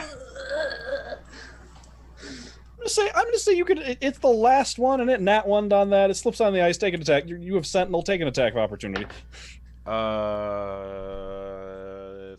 31. Yeah. Yep. For 12 points of bludgeoning damage. Okay. It is still standing, just barely, bringing us Not to for long. Noelle. A little bit of a flame. We will extinguish their flame. 27 to hit. Yeah. Alright. Kaboom. And that is 13 fire damage. And after it like stumbles and gets punched in the face, just it is lit on fire and destroyed, leaving all 12 gassed corpses laying on the ground without any of you really breaking much of a sweat. I'm gonna fly back out to the wall. Is there a ledge on the wall? Or Yeah. is it just straight? I'm just gonna land on the ledge, turn back into the wall, but sitting on the ledge delicately. Okay. Oh, you have unlimited Wild shapes at now. will, Yeah, baby. yep. That's so I cool. love this. Arch druids are ridiculous. You are an arch druid too. Like that is a class feature. That's so cool. Okay. All right. The prince is like, oh, well, I can clearly see I asked the right people. And the gnome behind you says, yeah, about that. We got news. We've got problems further down the wall. I'm gonna send you all over there, but get ready. I've heard that some things are coming up and causing problems. Okay, I'm gonna spend 10 sorcery points to get back my 2 level 3 spell slots. Okay. The gnome turns and casts a spell that Yidris and probably Noel, actually probably all three of you, given your experience with magic and other such things, would through the like intense glowing rune work and purple tracing rune work in the air, would recognize as one of the very rare and powerful artifact spells that I homebrew. And as he casts it, basically a purple gateway appears, like 2 round wooden columns with an archway above them and a pair of wooden doors in like a 10 by 10 frame. And as he casts it, the doors swing open, and you can see it effectively is acting as a gateway to a different section of the battle. Has it been 10 minutes yet since I clicked my boots of speed? No, it is not. Cool. It's Cool. been like a handful of rounds. 140 feet back up onto the ledge. Back up the wall. Yeah. So, and he says, "I'll close the gates behind you. But just if Lellen can message me when you're ready. They can stay, and I can just open and close these and move it around wherever we need to." Excellent. And I'll fly through it. Should I wipe the gore off my... Oh, okay, we're leaving. We going through it with the prince. Okay, yeah, and he follows after, and as you come through, just in time, oh my god, That's actually a Canadian kids TV show. Just is in it? Time. Yeah, this Never heard follows of the it. main character. His name is Justin Time. Mm-hmm. It's wild. Okay. Anyways, continue. All right. Yeah, you can see like dying and bloody soldiers around on top of this wall. You see chunks missing. Right as you arrive, you can see a section of the wall get just destroyed and set up in a cloud of dust and rocks. And as it clears, you can see 2 creatures hovering in the air. They're very, very large. They have horns. They have 2 very large arms ending in pincers, and then 2 smaller arms coming from their sides. Yes! And let's roll initiative against some Glabrezoos. We stand! We very much do not stand, actually. We'll be fine against these things. And they currently are flying. Alrighty. Oh! 6. 10. 19.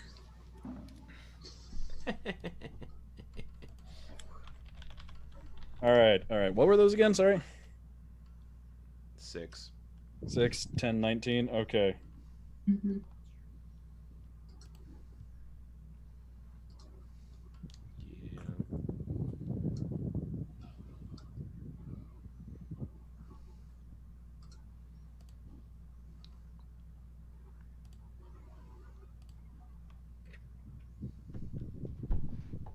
Okay. So you come through. You can hear the gates just slam shut behind you. And as these 2 massive fiends flying in the air turn and see you approach, one of them reacts faster, and it's going to swing down. Let's see, who's it going to attack? 1, 2, 3, 4, 5, 6. It's going to fly directly at Idris. Uh-oh. Oh, is it getting within 5 feet of me? You're all standing next to each other, so probably, yeah. Sentinel. Okay. He's trying to make an attack against Idris, so yeah, Sentinel. For a 23 to hit. Yes, that will hit. So yeah, just into its belly for 12 bludgeoning damage, and it's magical bludgeoning damage. Okay. So you punch into it. You can see it like as it's flying in, like gurgles and recoils in surprise as you punch into it, and this hurts it, but it manages to get up there, and it's going to shit. And it's because it still gets Yeah. there. And it is going to make 2 pincer attacks and 2 fist attacks against Idris. Yeah, And then, so let's see what we get. 27 to hit. that will in fact hit. Yeah. All right, I'm gonna roll these one at a time. All right. For 11 bludgeoning damage on the first one. Okay. And that wraps around you and grapples you in place and just wraps around you, and then it's going to come in with the other one for a 25. Will also hit. That is 20 points of bludgeoning damage. As the other one, as they just grab, and then the fists. 13 to hit. Does not hit. Okay, you managed to swing a wing down and block that one from its smaller hands coming from its sides. And a 21. That will hit. Okay, where's my D4? 1 second. For some reason, I don't have a D4 in my tray. Wild. I know, right? Wow. Minimum damage. So you take 7 points of bludgeoning damage from that just punch. Okay. And then it grapples you and then leans in as it's hovering in front of you. It's we remember when you used to lead armies like this. Now you're on the wrong side. Just gonna cackle. And that'll make it Noelle's turn. Okay, so there's 2 of them. How far is the other one? The other one is about 40 feet back. Oh, perfect. Noelle's gonna pluck a little gem off of her necklace and just fucking huck it and Okay. cast Fireball. Okay. The other one. All right. So I need So a you dex cast- save. Yep. All right. 9. They are not very dexy. 15 is the DC. So it's Okay. gonna take 33 points of fire damage. And that is reduced to half because it's a demon, so it is resistant to fire. I'm glad they're not Dexy though. Yeah. So you just send a bead over, then just an erupting ball of fire that can be seen for a large portion of the battlefield.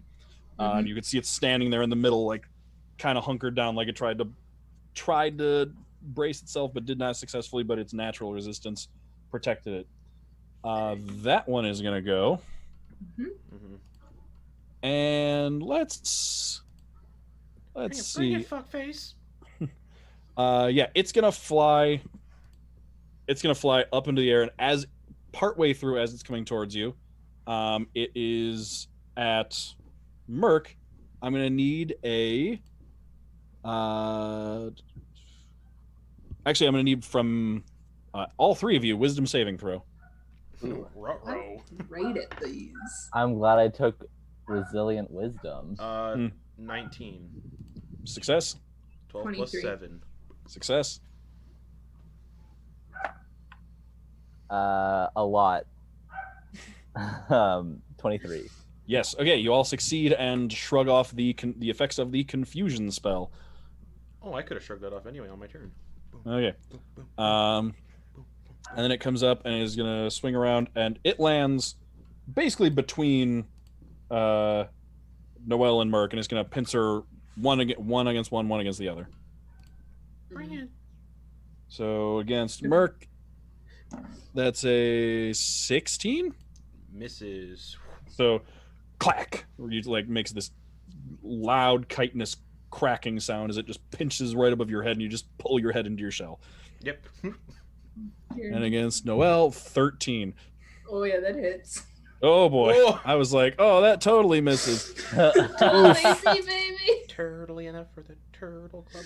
Oh no. Mark doesn't fit Awful her movie. aesthetic. 16 bludgeoning damage, and you're grappled. Ruh-roh. That. Ooh, not 86. Oh boy. Bringing us to Idris. Great. I'm just gonna while cackling, bonus action cast spiritual weapon at 6th level. Oh, that's oh boy. What does it look like? What does it look like? Oh, it's a giant scythe. Okay. I am just here to reap your soul. Vanta Black and Yeah. crackly. Metal. Okay. 18 to hit. That does hit, yes. Great. So that is 3d8 plus 5. For 6th level, really? Yeah. Oh, that's right. It goes up It like goes up every every 2 2. levels. Yeah. That's right. Otherwise, that'd be ridiculous. Let's see. 16 points of radiant damage. Okay. I'm gonna be like, you would do well to remember why I led these armies, and then use my action to cast Sacred Flame. Okay. So, dexterity saving throw. Oh man. 6. Haha. Oh, I got a good idea now. Well, I don't care. I want to have 12 plus 5 is 17, plus another 7 is 24? Yeah. 24 damage.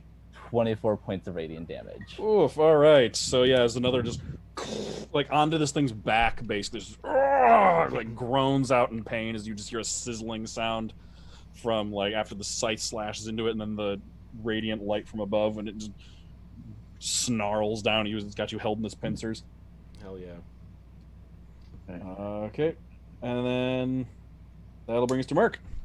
How bad is the one looking that's holding Idris? Not really too bad. No, that sucks for it. I'm gonna cast Disintegrate through the Eye of Vecna on it.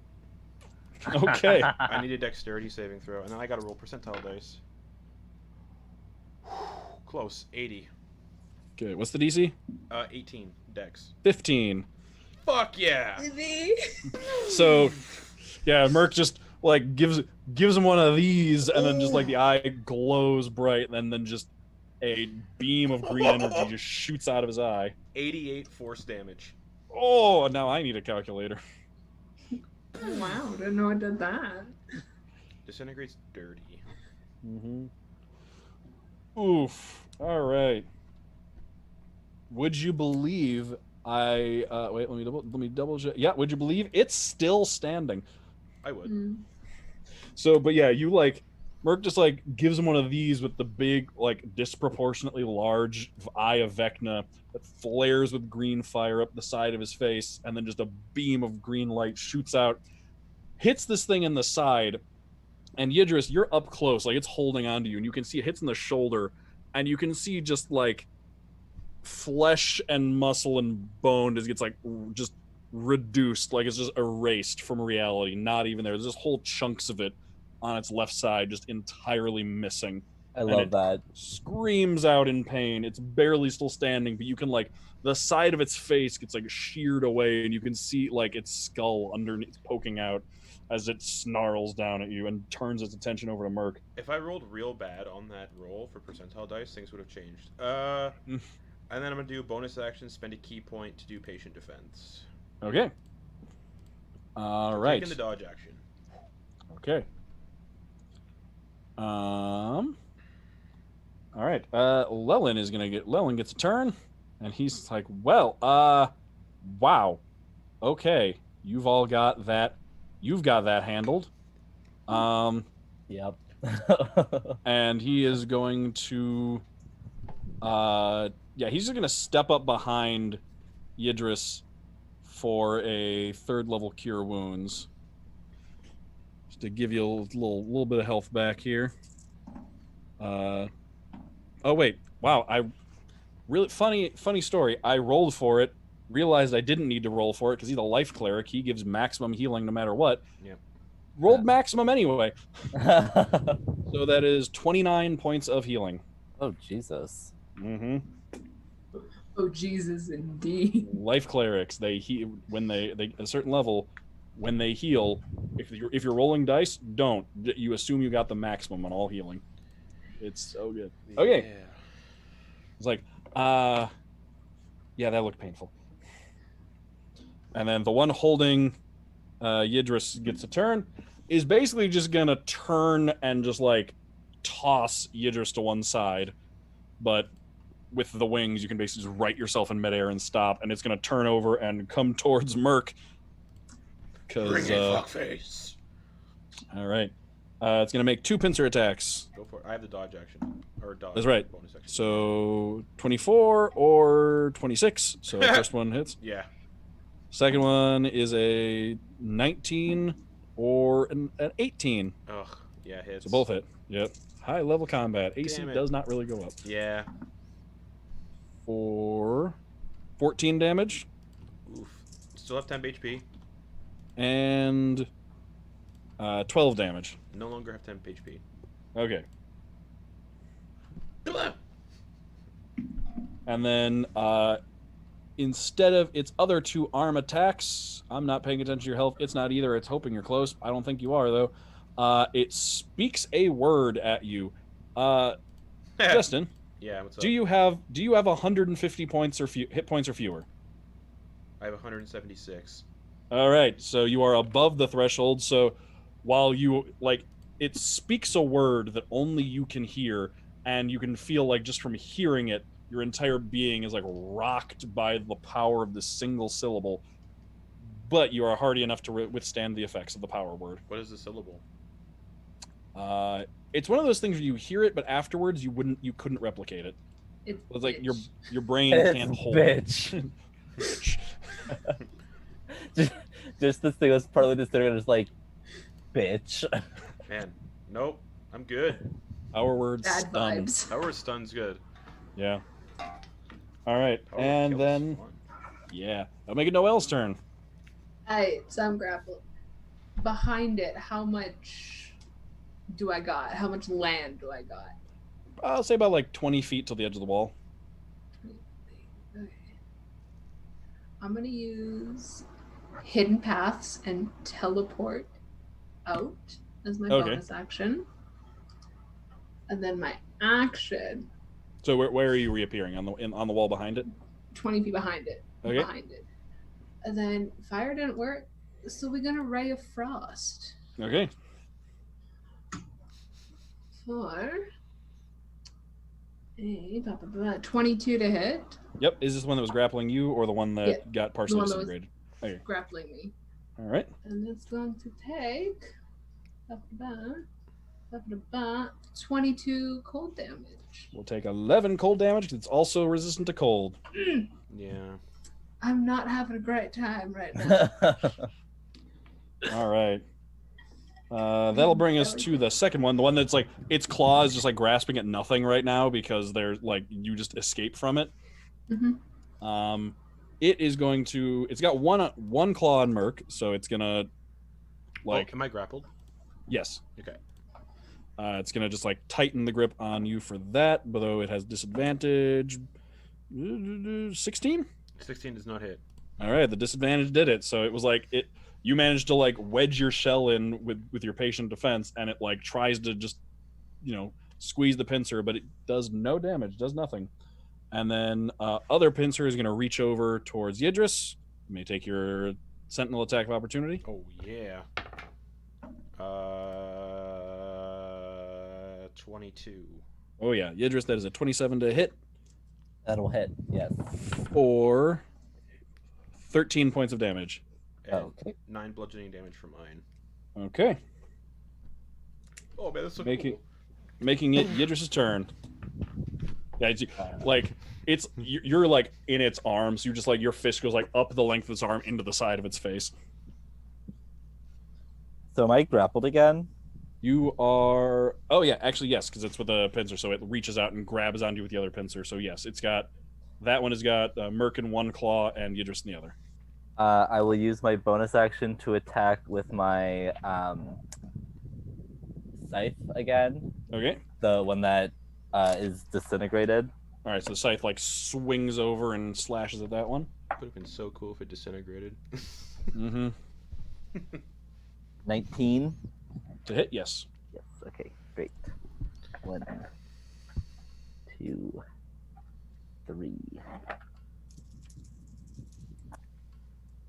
Oh, not great. 4 is 12 plus 5. 17 points of radiant damage. That is exactly as much radiant damage as you needed. So it's like staring down at Merc. Merc is in the claw of one. It's coming up on him. It's getting ready to just give him the clamps. And then this scythe just comes spinning up, and just sinks into the back of its neck, and it just dissolves into mush on the ground. Just red Icarus mush. It just kind of slops up to Merc's feet.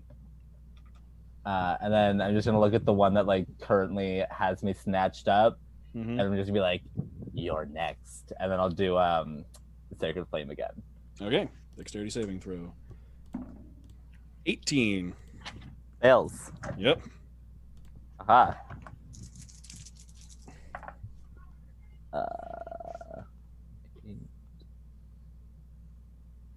13 points of radiant damage. Okay. This one's still looking pretty good. This one's still looking all right. That'll make it Merc's turn. Merc's turn. So yeah, no longer grappled. I'm gonna walk up to that one. Mm-hmm. That's left, and I'm going to make 2. Oh no, you are. The one that's grappling you is the one that's left. Okay, Yeah. Sorry. I will then unarmed strike, Mm-hmm. and then as a bonus action, I'm going to do. How do monks do this? I'm gonna spend a key point if it hits and do stunning strike. Okay. So that is a natural 20. That'll hit. For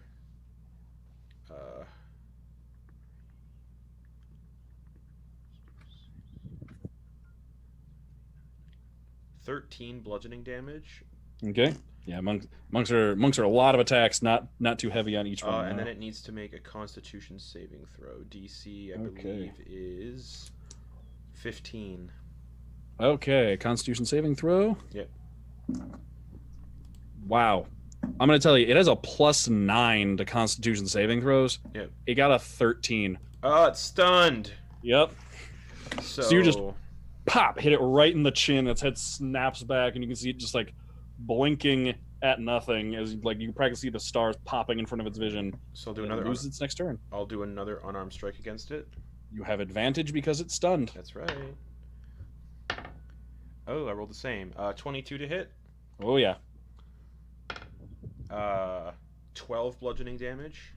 Okay. And I believe, stunning strike is not a bonus action to do. So then I'm gonna bonus action. Spend a key point to do flurry of blows on it. All right, 2 more. Yeah, the stunning strike is ridiculous because you can do it on any of. You can just be like, bam, stunning strike. Yeah. Did it work? No. Bam, stunning strike. Did Yeah. it work? No. Bam, stunning strike. Did it work? No. 32 to hit Yeah. for 11 bludgeoning damage. Okay. And then the second one, which is also with advantage, I believe. Mm-hmm. All attacks against it have advantage. Thank God I rolled a natural 1. And another natural 20. Wow. Okay. So math.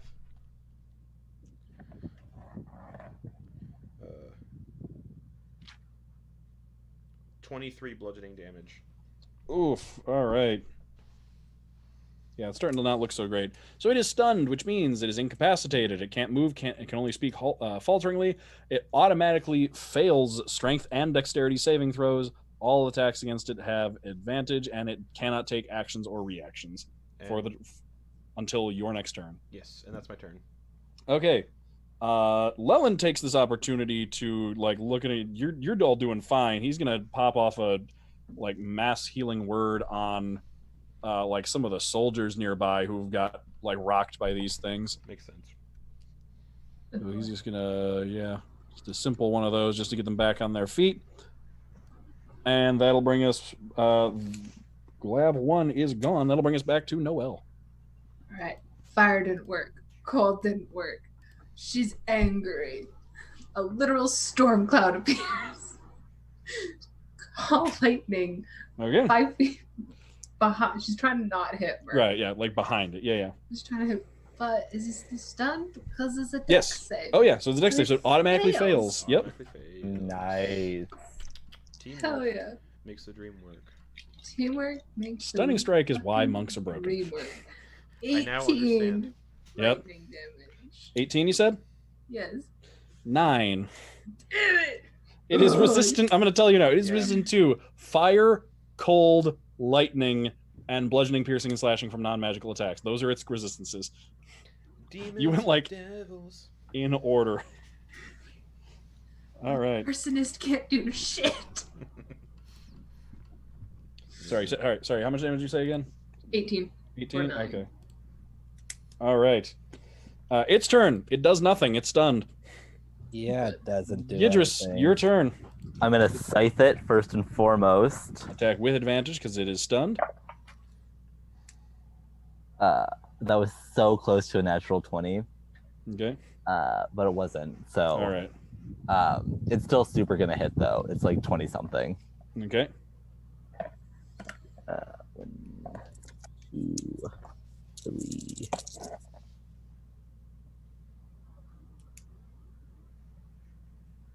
$11 points of radiant damage, Okay.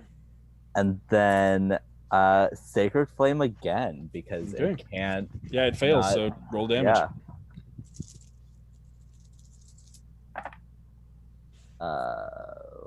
10, 15, 16 points of radiant damage. Okay. It's not looking great. And that'll bring us back to Merc. I believe it is stunned until the end of your turn. Yeah. So any attacks this turn have advantage. Yep. So my first unarmed strike on it. Mm-hmm. Calculator. First one is a 27 to hit Yeah. for 12 bludgeoning damage, Okay. and the second one is 23 to hit Yep. for 14 bludgeoning damage. And that does it. It had with that hit, it had 1 health left. So Back to my 21 temp HP. it is just like rocking from side to side and like about to come out of its daze from being stunned. And then Merc just comes up in front of it and just like repeatedly just punches it Well right in the grappled face. by it. Yeah. I think it let go of the grapples when it was stunned because I think. Oh no, I suppose it No, would still be it's holding on. grappled, technically. yeah. Yeah. So you like but its arm is like limp. It's not controlling. Like you can't go outside of its reach, but like so you like leap up and then just poof, poof, poof, and then its hand goes limp. Lets go of both Yidris and Merc, and then just lands on top of the wall with a thud, and also just dissolves into an Icarus mess. That's how it's All done. right. Yeah. Yay. All right. I think that gives us a minute to breathe for a second. How's everyone doing? Perfectly fine. Great. Wow. Nothing more All than right. a bruised ego. All right. Don't worry, Noelle. I'm sure you'll come in useful later. Can't right, wait to see what you deem useful. He says, "I'm gonna check on some of the soldiers over here. Take a breather for a second. I'll be right back." And he heads off to go speak with some of the people around, see how they're doing. While he's doing that, can I have perception checks from everybody? Ooh, You may, in fact, have one of those. not good at those. I have a 20 passive perception. Fucking sauce it at me, baby. 17. 15. Plus some stuff.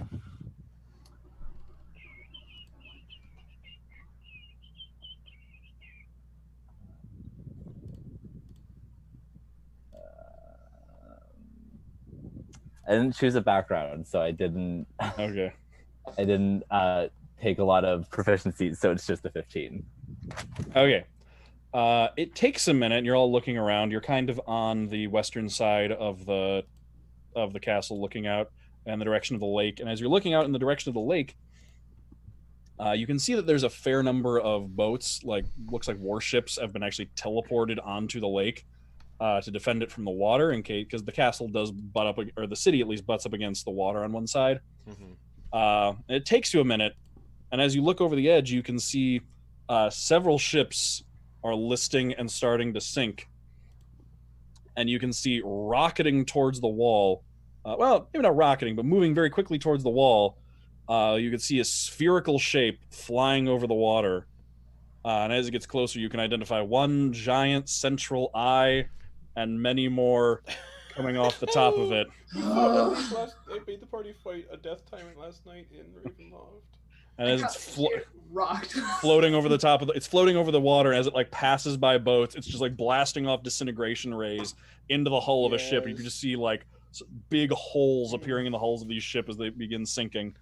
And you would know that that disintegration would do terrible things against the walls if it got to the city. And as Lelin returns, he says, "All right, let's see if there's anywhere else that we're needed." Point. He looks over. He's got a passive perception of 21. Oh, yeah, that would do it. Yeah. All right. You can see he casts sending, and then the gates that you came through are still standing there. Like, it's a physical structure. It's still standing there. They open again, and you can see the gnome standing in there. And Lelin's like, may seem a little silly, but this way. Are we landing on the beholder? And I run through. All right. You go through. You're back on top of the wall. Yeah, you're back on top of the wall where you were. The gates shut behind you. And then a second later, they open again. And this time they're looking out onto the deck of a ship. Let's go, baby. Let's go. And he says, yes, that would be... beholder fight. Yep. Beholder fight on a boat over water. Some of you can fly, some of you can run on water. Let's go. Water, yeah. I know. I can fly. I'm an all-terrain druid. This thing wants to have disintegrate fight? I'm game. How many casts of disintegrate do you get? It's 4 charges. I have 4 charges left. Oh boy. Wait.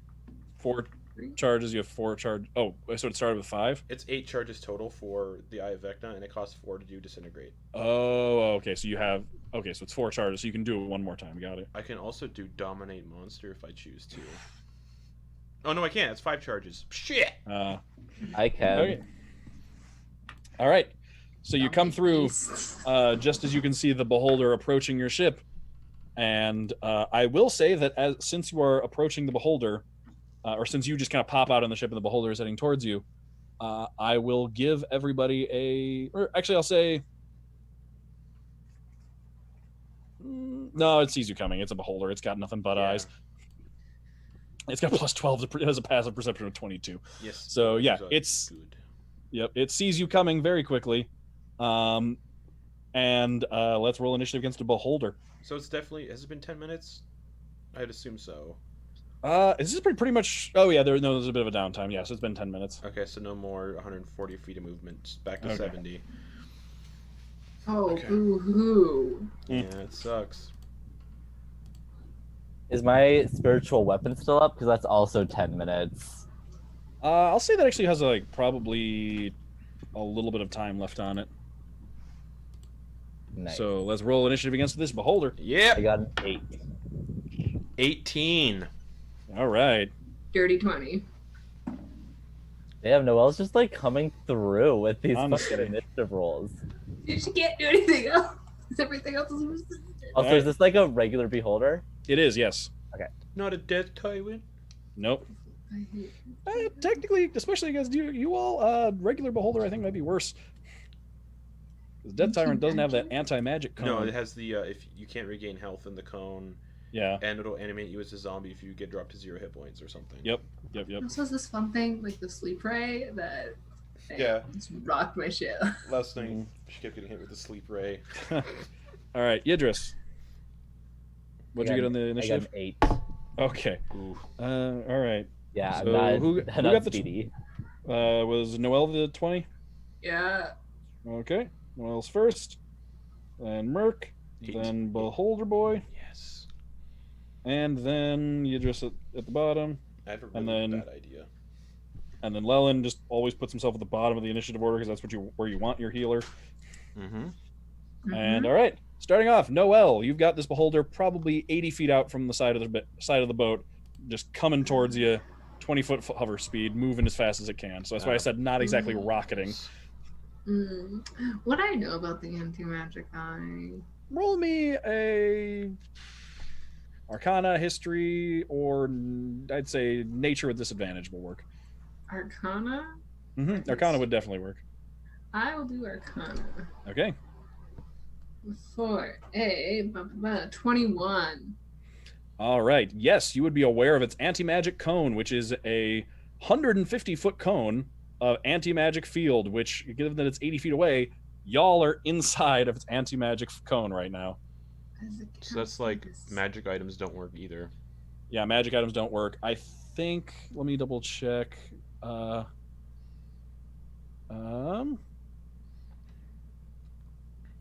Let me double check exactly. But its eye rays also don't work in the anti-magic, I believe. Yes. Wait, let me see.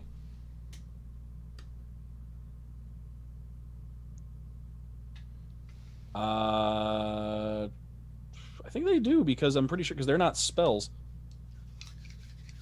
Spells and other magical effects. Let me double check.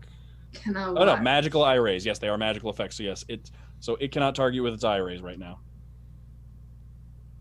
Can I wild shape? Is that considered magically assume the shape? Mm-hmm. Yeah. God, I'm fucking useless. Beholders are fun. Yeah. Also fucked. But it needs to, it needs to be able to. Yeah. Okay. How far to the edge of the ship? You're like right there, so like 10 feet. Okay. However, I will tell you, the gateway that you all came through, still standing. It isn't effective a spell, but it appears to be currently like inert. It lost a little bit of a shimmer and a gloss to it, but it's still there.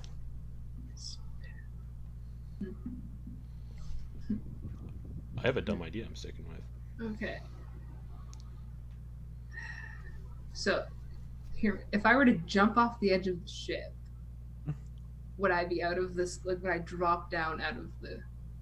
You don't know. Well, I mean, based on you can kind of tell, like, based on its line of sight where it's looking, it is looking up at the top of the ship. So you would say that like going down would probably get you out of the cone area faster than like up or to the sides. Okay, so I'm gonna jump off the edge of the ship. Okay. And before I hit the water, wild shape into a raven. Okay. To just go out. Wild shape, wild shape, wild shape, wild shape. Psh, you land in the water. Damn it. It appears that it is still, that at least above the water, you're still within the cone. Right. Well, then under the water, wild shape. All right, so you dive down into the water. You basically keep trying until you get to like basically the bottom of your movement. You're about 20 feet under the water. Then you can wild shape. Right. Wild shape, and then whatever movement I have, just to out. What do you wild shape into? A raven. Okay, so you reach the maximum of your movement to get out of the cone. So you're basically just a raven floating like 20 feet down in the water. All-terrain druid. Let's go. All right, is that your turn? Yes. All right, Merc. Merc is just gonna run 70 feet straight towards the beholder on the water. So you just run to the edge of the boat, jump off, hit the water, keep going. And with my movement, let me take a look at something.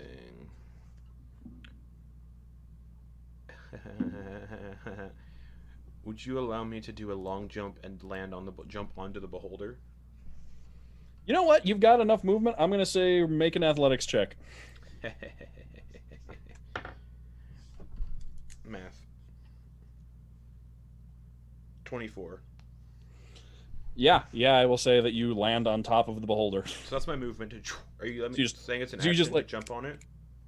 No, it's part of your movement. Actually, you're landing on top of it. Actually, no, the athletics check covered both the distance and landing on top of it.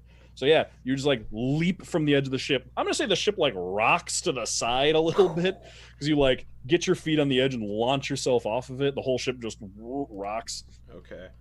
You land on top of it. Could I tell if I'm in the cone still? If you're on top of it, its eye is on the front. So if you're up here, like the eye points this way, there's no way on top of it, like amongst the eye stalks, that you're Yeah. in the cone. Oh, gross. Yeah, I'm doing that as my action.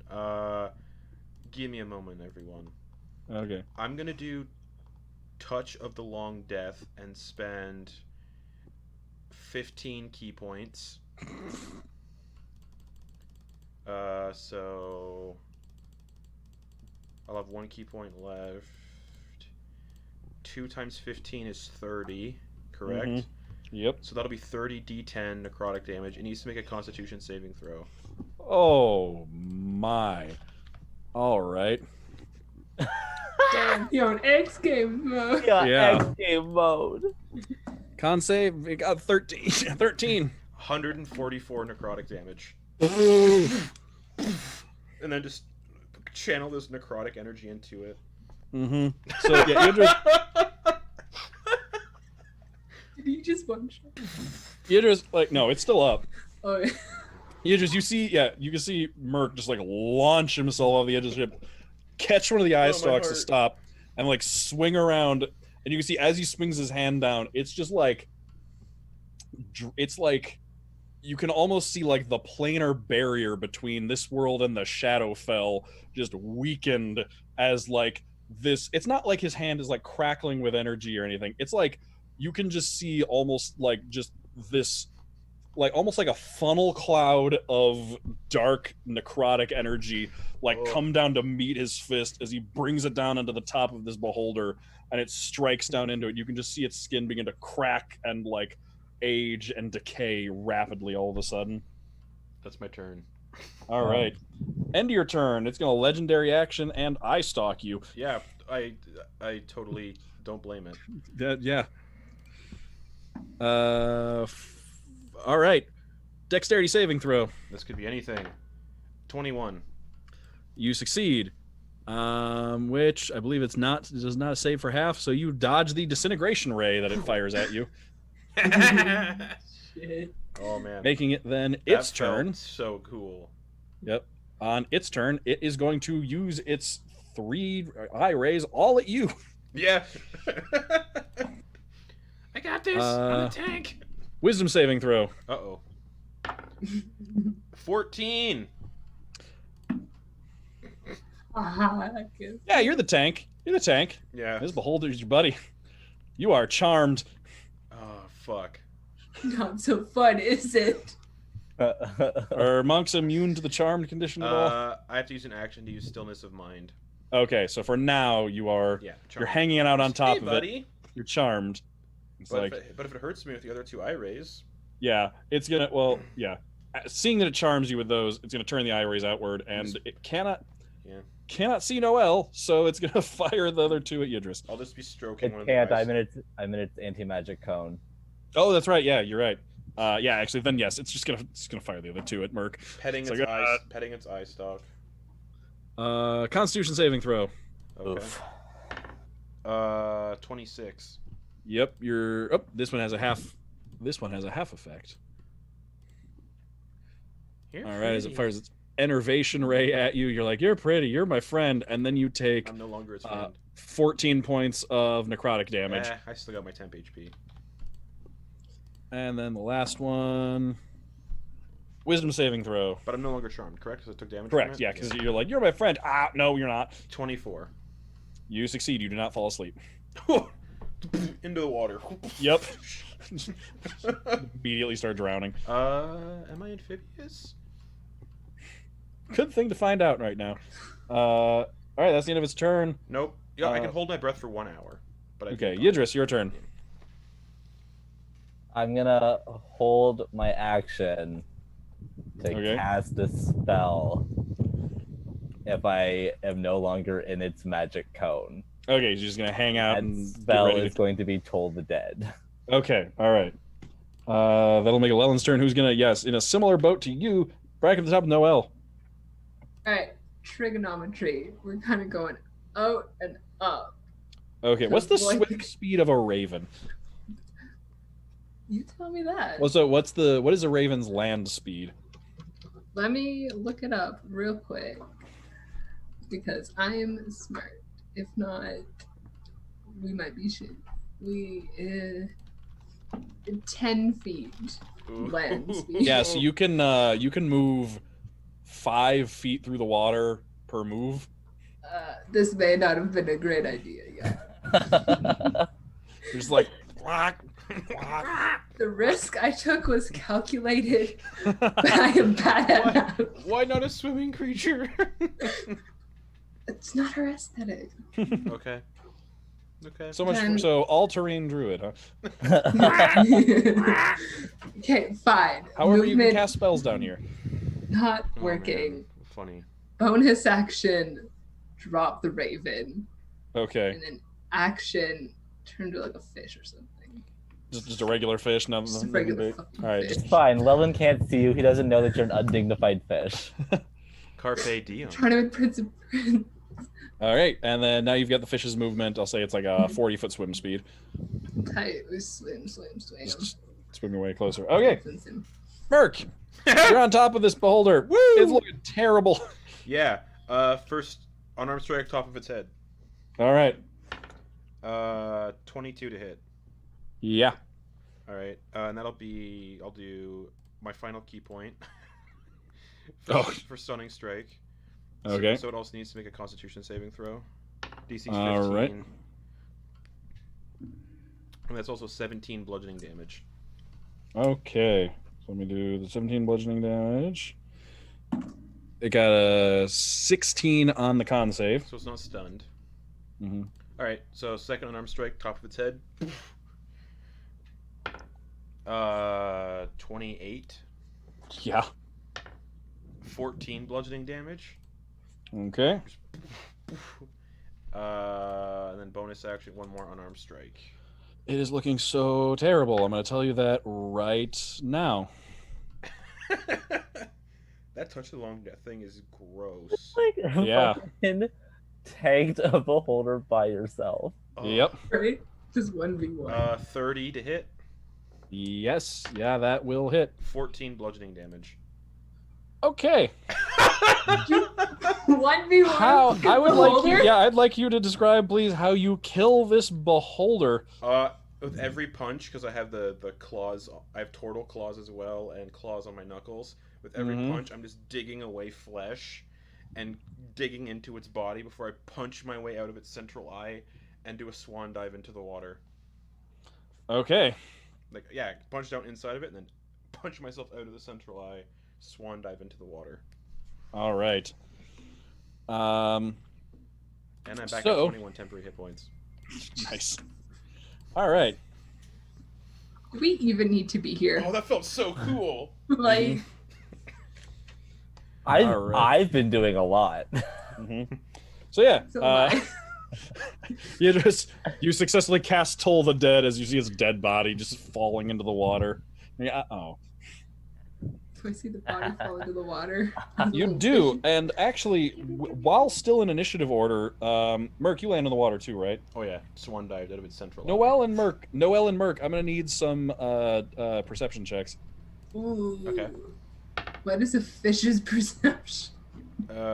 Roll the d20 and see. Just tell me what you get. We'll see if it 14. matters. Actually, you keep your perception Yeah, you in do. wild. Oh yeah. Oh, It's hell all your mental yeah, stats. but- Yes, that's right. I got a 14. Okay. 27. You're a fish. You can see I great in am a water. fish. You look down, and you can see two. It looks like there's two people swimming up towards you from the depths, but it's like hard to see through the murky water. You're like, I'm a fish. I should be able to see better than that. And they keep getting, they're getting closer and closer and closer, and they're getting bigger and bigger and bigger.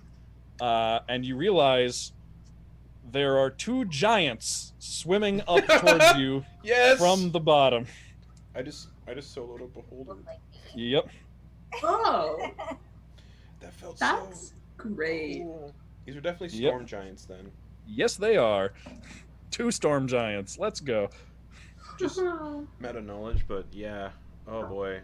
I mean, you're 20 level characters. I can assume like you've been around the So block. same initiative order then?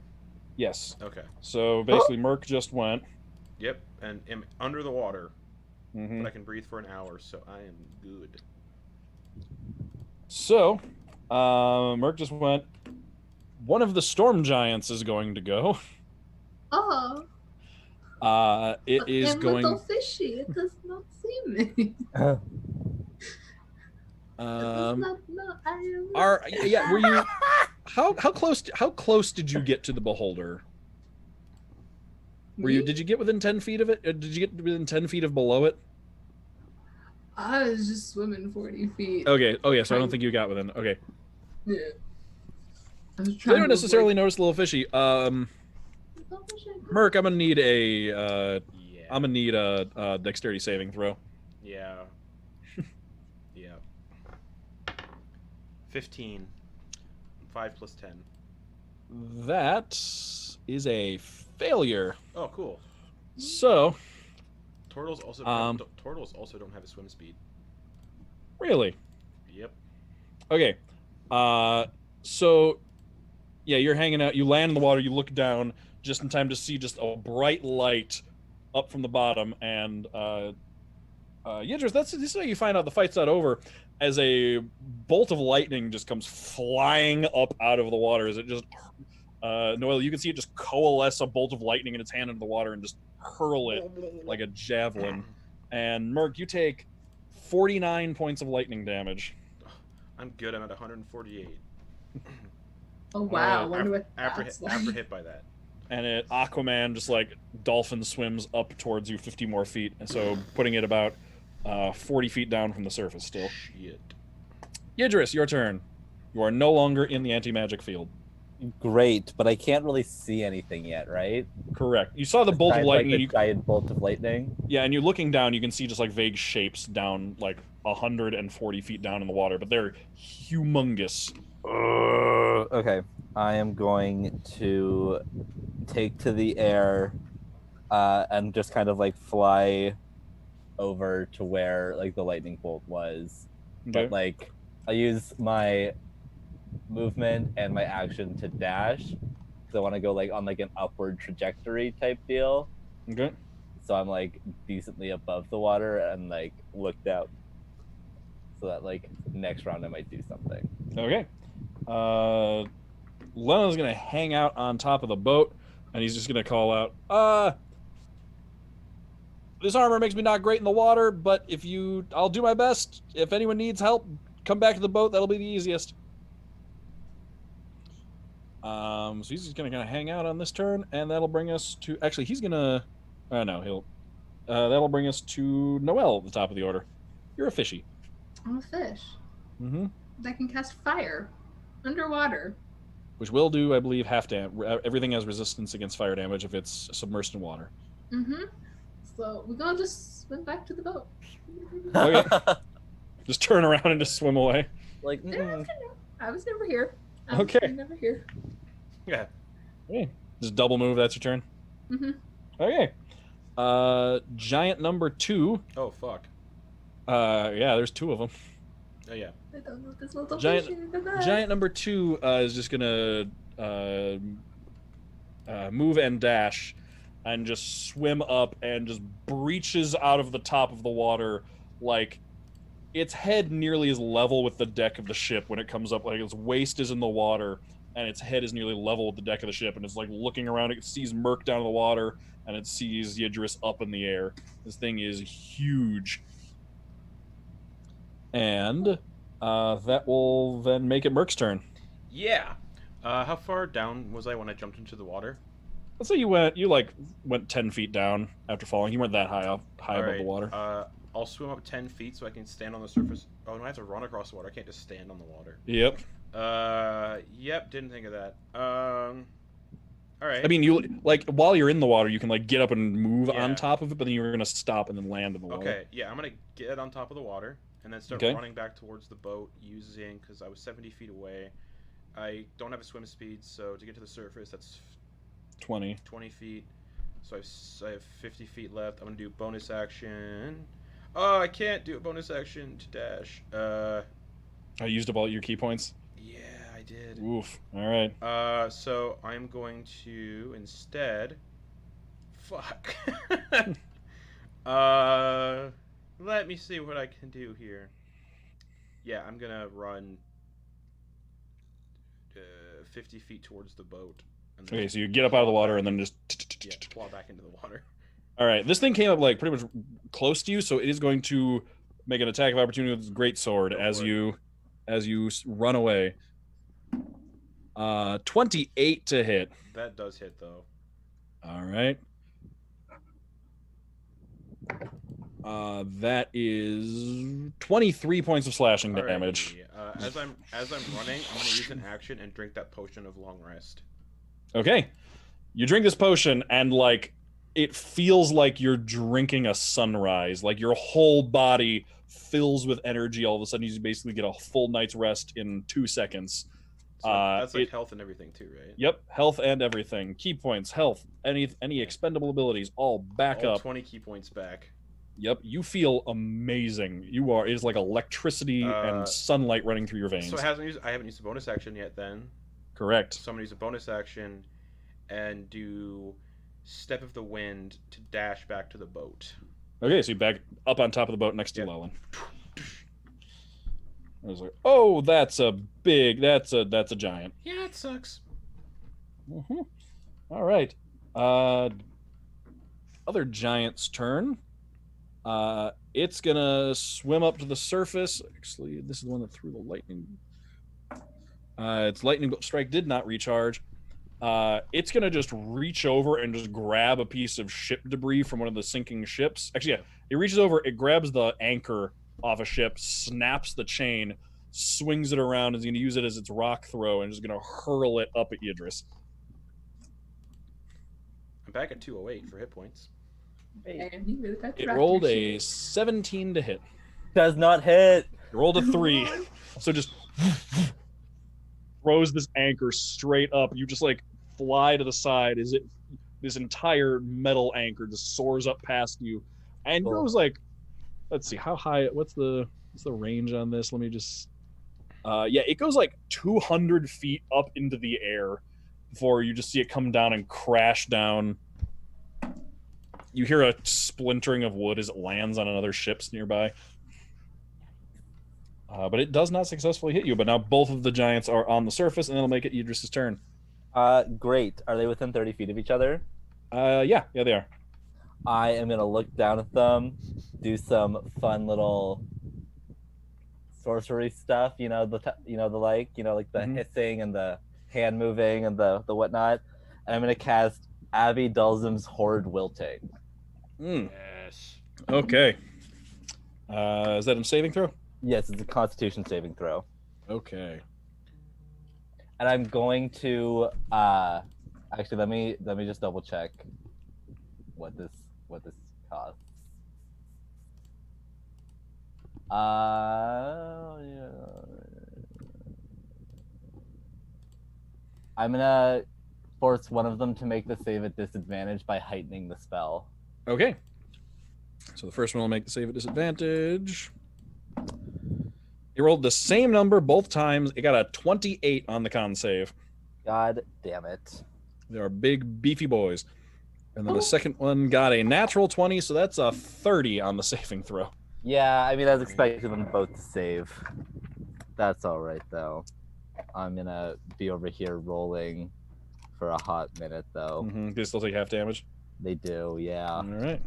And it's 12d8 necrotic. Okay.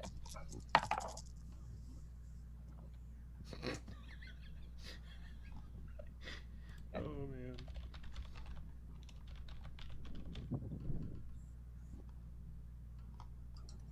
So 4.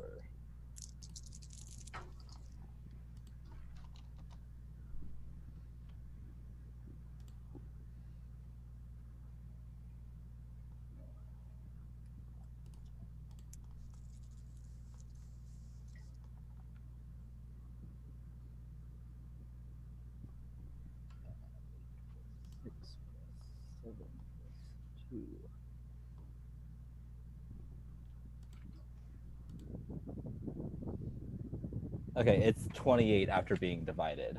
Okay, so they will take 28. Yes. All right. That's the one you just sap the moisture out of everything, right? Yep. All right, so yeah, they both managed to save. You can see their skin just get very dry and crackly. Yeah, the water kind of like disappears around them. Yeah, yeah, like has to rush in, like leaves a gap and then like rushes in to fill the gap around them. Okay, Leland looks like he was gonna And then heal I'm gonna Merc. move 30 feet away. Just up or to the side or which direction? To the side, back towards the boat. Okay.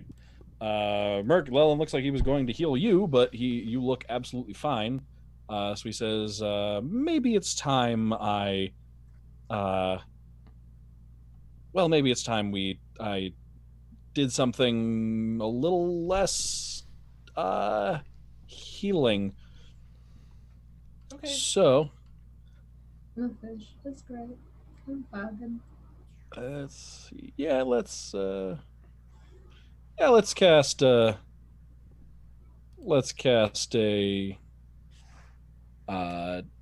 7th level flame strike. Oof. Damn. I'm in love. So yeah, he just like reaches up, grabs that holy symbol, and then there's just like this, the sky turns orange as there's just like a column of fire as you just moved to the side, right out of the area you moved from. There's this column of fire comes down on both of them. Dex saves. That is like a 9. Yep, that's a 9, and that's a 7. So they both fail. Oh, fuck. They have a +10 con modifier, and they have a +2 Dex modifier. Good to know. So between the fire and radiant damage, they both take 41 points of damage. Ooh, brutal. Damn. I love him. This little fishy has hard eyes. It's cute as fuck. And let me tell you, the amount of damage they've taken, nice. I love that. All right, bring us back up to the top of the order with Noelle. You're like under the water, swing away, and you can just hear like the water just gets warmer behind you, and you can just hear like this rumbling sound as like it hits the water and just boils it into steam. How close am I to the ship? 30 feet away. Okay. So fishy swim up to the surface. Trigonometry again. Up. Angles. Yeah. And then to the surface. Break wild shape. Okay. To get up to the surface as Noelle. Okay. You do Wild shape. the Little Mermaid. Essentially, I want to kind of get enough of the little force that when I break wild shape, I can raven out of the water. Okay. Yeah, you pick. You're an arch druid. You're really good at this. And in fact, as a key part of being an arch druid, I'll say that when you shrink to a smaller size, part of being an arch druid is being able to control where you shrink to. So normally you kind of shrink all in towards your center of mass, but you've practiced a lot. You're an arch druid, so you like break with the water, and your body like shrinks up towards your head. So you are centered on your head, up out of the water, and then yeah, you're just like a raven flapping just up above the surface of the water. Raven up to the ship. I think you used all your fish movement and action and bonus action. I've 20. I used 30 feet. Oh, so you have 10 feet left. Okay. Yeah, so 10 feet up. Okay.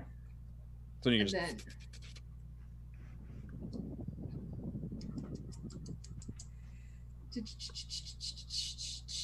I'm a flaming sphere towards the head. Did you use your action bonus Oh action? yeah, I guess you're right. You're right. I can't do shit. I'm a little raven. Raven flies up out of the water, kind of dripping wet. It's great. Okay. That'll bring us back to giant number 2, which goes first, but that's how I rolled it. Yeah, kind of pissed about that, but see, the best target, Yidris, I'm gonna need a dexterity saving throw. Is it just Yep, lightning bolt? That sure does make sense. Zeus style lightning bolt up at you as you're flying away. Okay. Nice. My solid +3. Oh, actually, pretty good. 19. You do save. Nice. Wow. You take half of the 55 lightning damage. Okay. So 27 lightning damage. Like you manage to like dive out of the way as it passes over you, but you can still feel like the crackling electricity just like scores up your back as it passes by and just arcs up into the air, and you can just like it goes up into the clouds, and there's just like like flashes of lightning and thunder as it passes into the clouds. Love it. And it begins kind of like slow-mo. Actually, no, it's not. It doesn't reach the bottom, but it's like at waist level, and it just kind of like glides forward 50 feet towards the boat.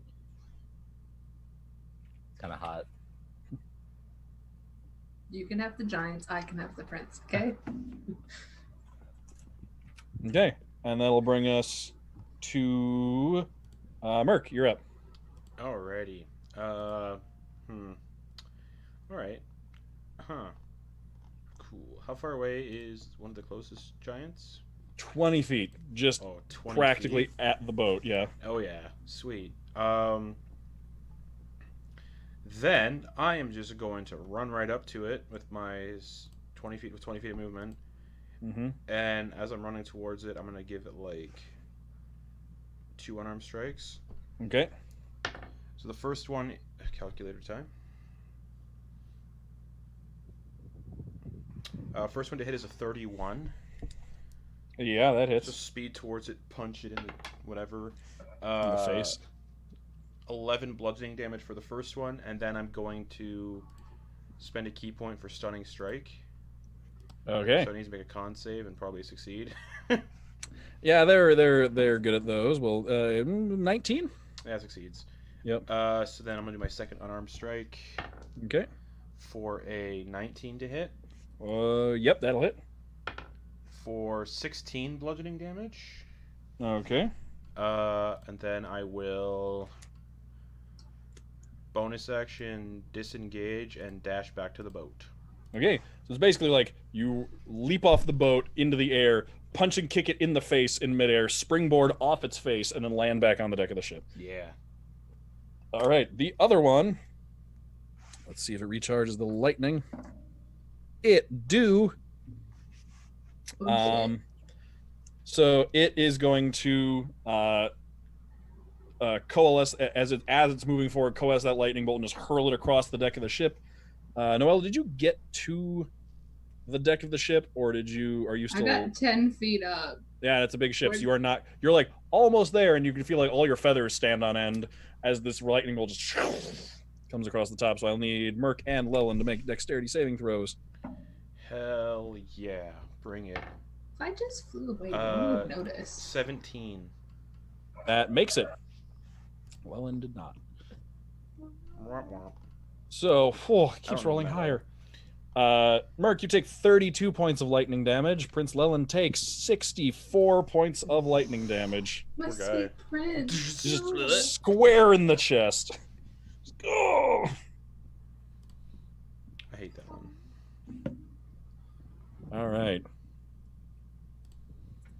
That looks like it hurt. And then it is also 20 feet away from the boat. Mm-hmm. Yidris, your turn. I'm not ready for it to be my turn. That's okay. Okay, we're just gonna do some magic. That's what we're gonna do. I'm gonna cast. Oh, so many of my things are fucking con saves. How do you think I felt last round of this freaking battle? Can I maneuver to get them like both in a straight line? Yeah, especially because you're flying. Yeah. Great. I'm gonna do that, and then cast lightning bolt at 7th level. Okay. So dexterity saving throw from both of them. Yes, at disadvantage because they're in the water Mm, and they're actually, wet. really quick, give me an Arcana check because I'm starting to feel bad about this. Are you? A little bit. 21. These are storm giants. They are resistant to lightning damage. Lightning. They're resistant to lightning and thunder damage. Okay. Actually, no. They're actually sorry. They're immune to lightning and thunder damage. Okay. Resistant to Great. cold. Good to know. That Good would to have know. Good to sucked. Yeah, 7th level spell slot, nothing. Yeah. know. Great. I'll bonus action bring spiritual weapon back up Okay. at 6th level. Right beside the one that is within 20 feet of the thing. They're both within 20 feet of the thing. So Okay. the one that Merc just hit in the face a bunch. Yeah, let's go with that one. Okay. For a 26. Yeah, that'll hit. Great. Nice. Great.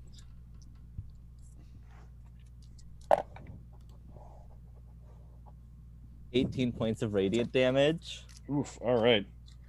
and then I'm gonna toll the dead that one. All right. Which is a con save? Wisdom save. Wisdom save. That's right. It got a 23. God fucking damn it. Proficient wisdom saves, apparently. Oh, damn it. Okay. All That's right. fine. Lelyn is gonna physician heal thyself. Because he is. Heal thyself. I'm gonna tell you, he's a squishy boy. He has a 13 constitution and is a cleric. He is at 59 hit points. Nice. Oh, so close. So close. I know, right? So close. Yeah, he's gonna. Is that a 6th level spell? Yep. He's gonna give himself a good old heal. Boom. 70. Yep, 70 hit points. He is back up at full. Oof. He's just like is like gasping. You can see like blackened flesh from like the lightning strike. He reaches up, grabs his holy symbol. He's like, and then there's just a very bright golden glow out from his hand. Then all of the wounds just heal up back onto the armor. He's, oh, that was quite a bit. All right, I think we're doing well. As he says that, Uh-oh. from over the plains, you hear a very large, loud roar echo out, just Please. followed by a dragon. you see what appears to be the skeletal remains of a dragon Yes! Oh shit! It's on our swooping side. down over the Oh, it's battlefield, definitely not. It's on our side. and on its back, riding the skeletal fucking remains of the lich. dragon, Lich. you see what appears to be a lich commanding the army. That fucker's mine. And as we are not gonna have time to finish a storm fight against 2 storm giants that are neither below half health, and a lich and a dracolich. I think this one shot's getting a part 2. All right. Oh my god. So It's still a bug. mhm. I'm gonna make a note of that. So we will make note of where you're at, what you're doing. Yeah, I got everything. I have a character sheet on D&D Beyond, so boom, boom, boom. Cool. We will pick up with this again, and possibly if Lindsay can join us, Play the Lich. you will as the lich go fight each other. I'll just watch. Damn, we get our shit rocked. So, how are you enjoying being 20th level characters? 20th level Oh, monks are broken. Fucking great. Mm-hmm. I I can't soloed wait a for Drew to be beholder. 20th level. Yeah. That felt I so have- cool. Kind of an insane idea. I have lots of insane ideas. I'm excited. Let's share. So, for those of you watching in the future, hopefully you're enjoying our 20th level adventure. There will be a part 2 to this, just because of how long these things took. I'm gonna tell you, I actually cut some encounters just to get to the good bits here. You were gonna fight 4 trolls at some point, Cool. but I especially would've been so good for a troll with chill touch. yeah. I mean, also like fire damage stuff too. But it was it was like you were flying around above the ghasts, and I was like, let's get to some stuff that can reach you while you're flying. Let's get to some good stuff. A rock was gonna show up, but Rock that got was cut. So cool. Yeah, but storm giant fight against in the water instead. So we will come back, starting off halfway through the storm giant fight, and then we're gonna fight a lich and a dracolich at the same time. Is that a balanced encounter for a 20th level party? I don't know. We're gonna find out. We're gonna get a shit rocked. Liches have power word kill and a bunch of other They fun stuff. do. So, However, you have a 20th level cleric. if you're below 100 hit points, Which I currently am. Bye. Never mind. We're gonna I find am them. not. All right, so I've got my notes here, and we're gonna have fun when we come back for the part 2 of War of the Stone. So thank you for watching, everybody. We will be back with a regularly scheduled Soldiers of Lich Queen, hopefully next week, and if not, you'll just see part 2 even sooner. yeah, So whenever you're watching this. whenever you happen to be watching this, we don't know. Yeah. All right. All right, Bye, everyone. see you, folks.